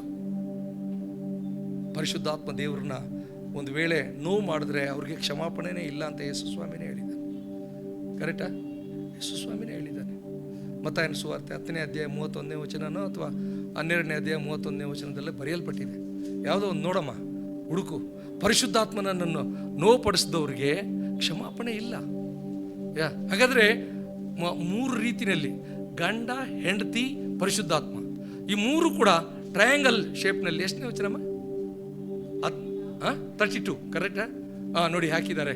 ಯಾವನಾದರೂ ಮನುಷ್ಯ ಕುಮಾರನಿಗೆ ವಿರೋಧವಾಗಿ ಮಾತನಾಡಿದರೆ ಅದು ಅವನಿಗೆ ಕ್ಷಮಿಸಲ್ಪಡುವುದು, ಪವಿತ್ರಾತ್ಮನಿಗೆ ವಿರೋಧವಾಗಿ ಮಾತನಾಡಿದರೆ ಅವನಿಗೆ ಇಹದಲ್ಲಿಯೂ ಪರದಲ್ಲಿಯೂ ಕ್ಷಮಿಸಲ್ಪಡುವುದಿಲ್ಲ. ನೋಡಿದ್ರ ಎಷ್ಟು? ಹಾಗಾದರೆ ಪರಿಶುದ್ಧಾತ್ಮ ದೇವ್ರನ್ನ ನೀವು ದುಃಖಪಡಿಸಬಾರ್ದು, ನೋವು ಮಾಡಬಾರ್ದು. ಸೊ ಇಲ್ಲಿಗೆ ನಾನು ಮುಕ್ತಾಯ ಮಾಡ್ಕೊಳ್ತೀನಿ. ಕೊನೆಯದಾಗಿ ನಾನು ಏನು ಹೇಳೋದು ಅಂತಂದರೆ, ಪರಿಶುದ್ಧಾತ್ಮನಿಗೆ ನೀವು ಏನಾದರೂ ಅನುಸರಿಸಿ ನಡ್ಕೊಂಡ್ರೆ ಪವಿತ್ರಾತ್ಮನಿಂದ ಉಂಟಾಗುವಂಥ ಫಲವೇನು? ಕರೆಕ್ಟಾ? ಗಲಾತ್ಯದವರಿಗೆ ಬರೆದ ಪತ್ರಿಕೆ 5ನೇ ಅಧ್ಯಾಯ 22-23ರಲ್ಲಿ ಪವಿತ್ರಾತ್ಮನಿಂದ ಉಂಟಾಗುವ ಫಲವೇನೆಂದರೆ ಪ್ರೀತಿ, ಸಂತೋಷ, ಸಮಾಧಾನ, ದೀರ್ಘಶಾಂತಿ, ದಯೆ, ಉಪಕಾರ, ನಂಬಿಕೆ, ಸಾಧುತ್ವ, ಕ್ಷಮೆದಮೆ. ಇವು ನಿಮ್ಮಲ್ಲಿರುತ್ತೆ. ಇವು ನಿಮ್ಮಲ್ಲಿದ್ದರೆ ಕರ್ತನು ನಿಮ್ಮನ್ನು ಆಳ್ವಿಕೆ ಮಾಡ್ತಾನೆ. ನಿಮ್ಮ ಕುಟುಂಬ ಎನ್ರಿಚ್ಡ್ ಕುಟುಂಬ ಆಗುತ್ತೆ. ಹಲ್ಲೆಲೂಯ. ಆಶೀರ್ವದಿಸಲ್ಪಟ್ಟಂಥ ಕುಟುಂಬ ಆಗುತ್ತೆ. ಈ ಕುಟುಂಬಗಳು ಮುಖಾಂತರ ಸಭೆಗಳು ಅಭಿವೃದ್ಧಿ ಆಗುತ್ತೆ. ಅನೇಕ ಟೀಚಿಂಗ್ಸ್ ಇರುತ್ತೆ. ಮುಂದಿನ ದಿನಗಳಲ್ಲಿ ನಾವು ಪಾಸ್ಟರ್ ಮುಖಾಂತರವಾಗಿ ನಾವು ಕೇಳಿಸ್ಕೊಳ್ಳೋಣ. ದೇವರು ನಮ್ಮೆಲ್ಲರನ್ನ ಆಶೀರ್ವದಿಸಲಿ. Thank you so much. ಒಂದು ಸಣ್ಣ ಪ್ರಾರ್ಥನೆ ಮಾಡಿ ಅಯ್ಯವರು ಕೊಡ್ತೀನಿ. ತಂದೆಯಾದ ದೇವರೇ, ಇದು ಒಂದು ಪುಟ್ಟ ಪರಲೋಕ ಅಂತ ಹೇಳಿದ್ದೀರಿ. ಪರಲೋಕದಲ್ಲಿ ದೇವರಿದ್ದಾನೆ, ದೇವದೂತರಿದ್ದಾರೆ, ನೀವು ಹೇಳ್ದಂಗೆ ಕೇಳ್ತಾರೆ. ಎಲ್ಲ ನಿನ್ನಿಂದಲೇ ಆಗ್ತಾ ಇದೆ. ಭೂಲೋಕದಲ್ಲಿಯೂ ಕೂಡ ನಮ್ಮ ಕುಟುಂಬ ಇದೆ. ನಮ್ಮ ಕುಟುಂಬ ಕೂಡ ಒಂದು ಪರಲೋಕ ಆಗುವಂಗೆ ಸಹಾಯ ಮಾಡಪ್ಪ. ಗಂಡ ಇರ್ತಾನೆ, ಹೆಂಡತಿ ಇರ್ತಾರೆ, ಮಕ್ಕಳಿರ್ತಾರೆ. ಕರ್ತನೆ, ಇವರೆಲ್ಲರ ಮೇಲೆ ದಯ ತೋರಿಸು. ಮುಂದಿನ ದಿನಗಳಲ್ಲಿ ಯವನಸ್ಥರು ಜಾಸ್ತಿ ಇದ್ದಾರೆ ಇಲ್ಲಿ. ಯವನಸ್ಥರೆಲ್ಲರೂ ಕೂಡ ಕರ್ತನಿಗೆ ವಿಧೇಯರಾಗಿ, ಕರ್ತನೆ ನೀನು ಕೊಟ್ಟಂಥ ಮಾದರಿಯಲ್ಲಿ ಗಂಡ ತನಗೆ ಕೊಡಲ್ಪಟ್ಟಿರುವಂಥ ಕರ್ತವ್ಯ, ಹೆಂಡತಿ ತನಗೆ ಕೊಡಲ್ಪಟ್ಟಿರುವಂಥ ಕರ್ತವ್ಯ, ಮತ್ತು ಇವರಿಬ್ಬರೂ ಸೇರಿ ಪರಿಶುದ್ಧಾತ್ಮನಿಗೆ ಅಧೀನರಾಗಿ ಪರಿಶುದ್ಧಾತ್ಮನಿಂದ ಉಂಟಾಗುವಂಥ ಕರ್ತನೆ ಫಲ, ಆ 9 ಆ ಕ್ಯಾರೆಕ್ಟರ್ಸ್ಗಳನ್ನು ಸ್ವಂತ ಮಾಡ್ಕೊಳ್ಳೋದಕ್ಕೆ ಸಹಾಯ ಮಾಡು.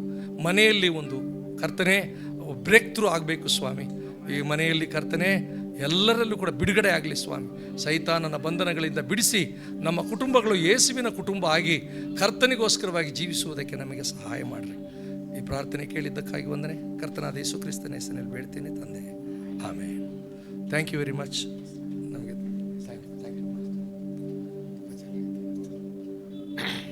ನಾವೆಲ್ಲ ಎದ್ದು ನಿಂತುಕೊಂಡು ಪ್ರಾರ್ಥನೆ ಮಾಡಿ ಮುಗಿಸೋಣ. ತುಂಬ ಒಂದು ಸಂತೋಷವಾದ ಕಾರ್ಯ. ತುಂಬ ವರ್ಷದಾದ ಮೇಲೆ ಒಂದು ಒಳ್ಳೆಯ ಸಂದೇಶವನ್ನು ಕುಟುಂಬ ಸಮೇತರಾಗಿ ಪ್ರಾಕ್ಟಿಕಲಾಗಿ ಕೇಳುವಂತೆ ದೇವರು ದಯ ಮಾಡಿದ್ದಾರೆ. ದೇವರಿಗೆ ಕೋಟಿ ಸ್ತೋತ್ರ. ಇನ್ನೊಂದು ಸತಿ ತಮ್ಮನ್ನು ಕರಿತೀವಿ ಪಾಸ್ಟರ್. ಒಂದು ಒಳ್ಳೆ ಸಮಯ ಕೊಟ್ಟು ಒಂದು ಹೋಲ್ ಡೇ, ಒಂದು ಪೂರ್ತಿ ದಿನ, ಒಂದು ದಿನ ಪೂರ್ತಿ ಹಗಲು ಪೂರ್ತಿ ಒಂದು ಟೀಚಿಂಗ್ ಕೇಳಬೇಕು. ಯಾಕಂದರೆ ಕುಟುಂಬಗಳಲ್ಲಿ ದೇವರು ಇದ್ದು ಸಮಾಧಾನವಾಗಿ ನಡೆಸಬೇಕಾದರೆ ದೇವರ ಉಪದೇಶವನ್ನು ನಮಗೆ ಅವಶ್ಯವಾಗಿದೆ. ಹಲ್ಲೆಲೂಯಾ. ಆದ್ದರಿಂದ ಪಾಸ್ಟರ್ಗಾಗಿ ದೇವರಿಗೆ ಸ್ತೋತ್ರ ಮಾಡೋಣ. ಸ್ತೋತ್ರ ಸ್ತೋತ್ರ ಸ್ತೋತ್ರ. ಬಹಳವಾಗಿ ಪ್ರೀತಿಸಿದ ಪರಲೋಕ ತಂದೆಯೇ, ದೇವರೇ, ನಿಮ್ಮ ದಾಸರ ಮೂಲಕವಾಗಿ ನಮಗೆ ಹಂಚಿದ ವಾಕ್ಯಗಳಕ್ಕಾಗಿ ಸ್ತೋತ್ರಪ್ಪ. ಕುಟುಂಬ ಜೀವಿತದಲ್ಲಿ ನಾವು ಹೇಗೆ ಇರಬೇಕೋ, ಹೇಗೆ ಇದ್ದರೆ ನಮಗೂ ದೇವರಿಗೂ ಸಂಬಂಧ ಇದೆ, ಹೇಗೆ ಇದ್ದರೆ ನಾವು ಕುಟುಂಬದಲ್ಲಿ ಸಮಾಧಾನವಾಗಿ ಜೀವಿಸಬಹುದು ಎಂಬ ಸಂದೇಶವನ್ನು ಕೇಳುವಂತೆ ನಮಗೆ ಹಂಚಿಕೊಟ್ಟಿದ್ದ ನಿನ್ನ ವಾಕ್ಯಗಳಕ್ಕಾಗಿ ಸ್ತೋತ್ರಪ್ಪ. ಪಾಸ್ಟರನ್ನು ದೇವರೇ ನೀನು ಉಪಯೋಗ ಮಾಡಿ ನಮಗೆ ಆಶೀರ್ವಾದವಾಗಿ ನೀನು ಇಟ್ಟಿದ್ದಕ್ಕಾಗಿ ಮಾಡಿದ್ದಕ್ಕಾಗಿ ಕೋಟಿ ಸ್ತೋತ್ರ ಮಾಡುತ್ತೇವಪ್ಪ. ಅವರನ್ನು, ಅಮ್ಮವರನ್ನು ನೀನು ಆಶೀರ್ವದಿಸಬೇಕು ಎಂದು ನಾವು ಒಪ್ಪಿಸ್ತೇವಪ್ಪ. ದೇವರು ಇನ್ನೂ ಹೆಚ್ಚೆಚ್ಚಾದ ಜನರಿಗೆ ಕುಟುಂಬ ಪರವಾದ ಆಲೋಚನೆಗಳನ್ನು ಕೊಟ್ಟು ಜನರು ಕುಟುಂಬದಲ್ಲಿ ಒಂದು ರಿವೈವಲ್ ಹೊಂದಿ, ಸಭೆಯಲ್ಲಿ ಒಂದು ರಿವೈವಲನ್ನು ಹೊಂದುವಂತೆ, ದೇಶದಲ್ಲಿ ಅದನ್ನು ಹಂಚಿಕೊಳ್ಳುವಂತೆ ದೇವರೇ ನೀನು ಕುಟುಂಬಗಳನ್ನು ಆಶೀರ್ವದಿಸಬೇಕಪ್ಪ. ನಿನ್ನ ದಾಸರ ಮೂಲಕವಾಗಿ, ಪಾಸ್ಟರ್ ಮೂಲಕವಾಗಿ ಅದನ್ನು ಮಾಡಬೇಕು ಎಂದು ಗೆಂಜಿ ಪ್ರಾರ್ಥಿಸ್ತೇವಪ್ಪ. ಆಶೀರ್ವದಿಸಿದ ನಾಮವನ್ನು ಮಹಿಂಪಡಿಸು. ಬಂದಿರುವ ಮಕ್ಕಳಿಗಾಗಿ ಸ್ತೋತ್ರ, ಬರದಿರುವ ಮಕ್ಕಳಿಗಾಗಿ ಪ್ರಾರ್ಥಿಸ್ತೇವೆ. ಬರುವ ದಿನಗಳಲ್ಲಿ ಭಾಗವಹಿಸಿ ಆಶೀರ್ವಾದ ಹೊಂದುವಂತೆ ದಯಮಾಡಿ ನಡೆಸು. ಸ್ತುತಿ, ಗಾನ, ಮಾನ, ಮಹಿಮೆ ನಿಮಗೆ ಸಲ್ಲಿಸಿ ಯೇಸುವಿನ ಮುದಾದ ನಾಮದಲ್ಲಿ ಬೇಡಿ ಹೊಂದುತ್ತೇವೆ ತಂದೆಯೇ, ಆಮೆನ್.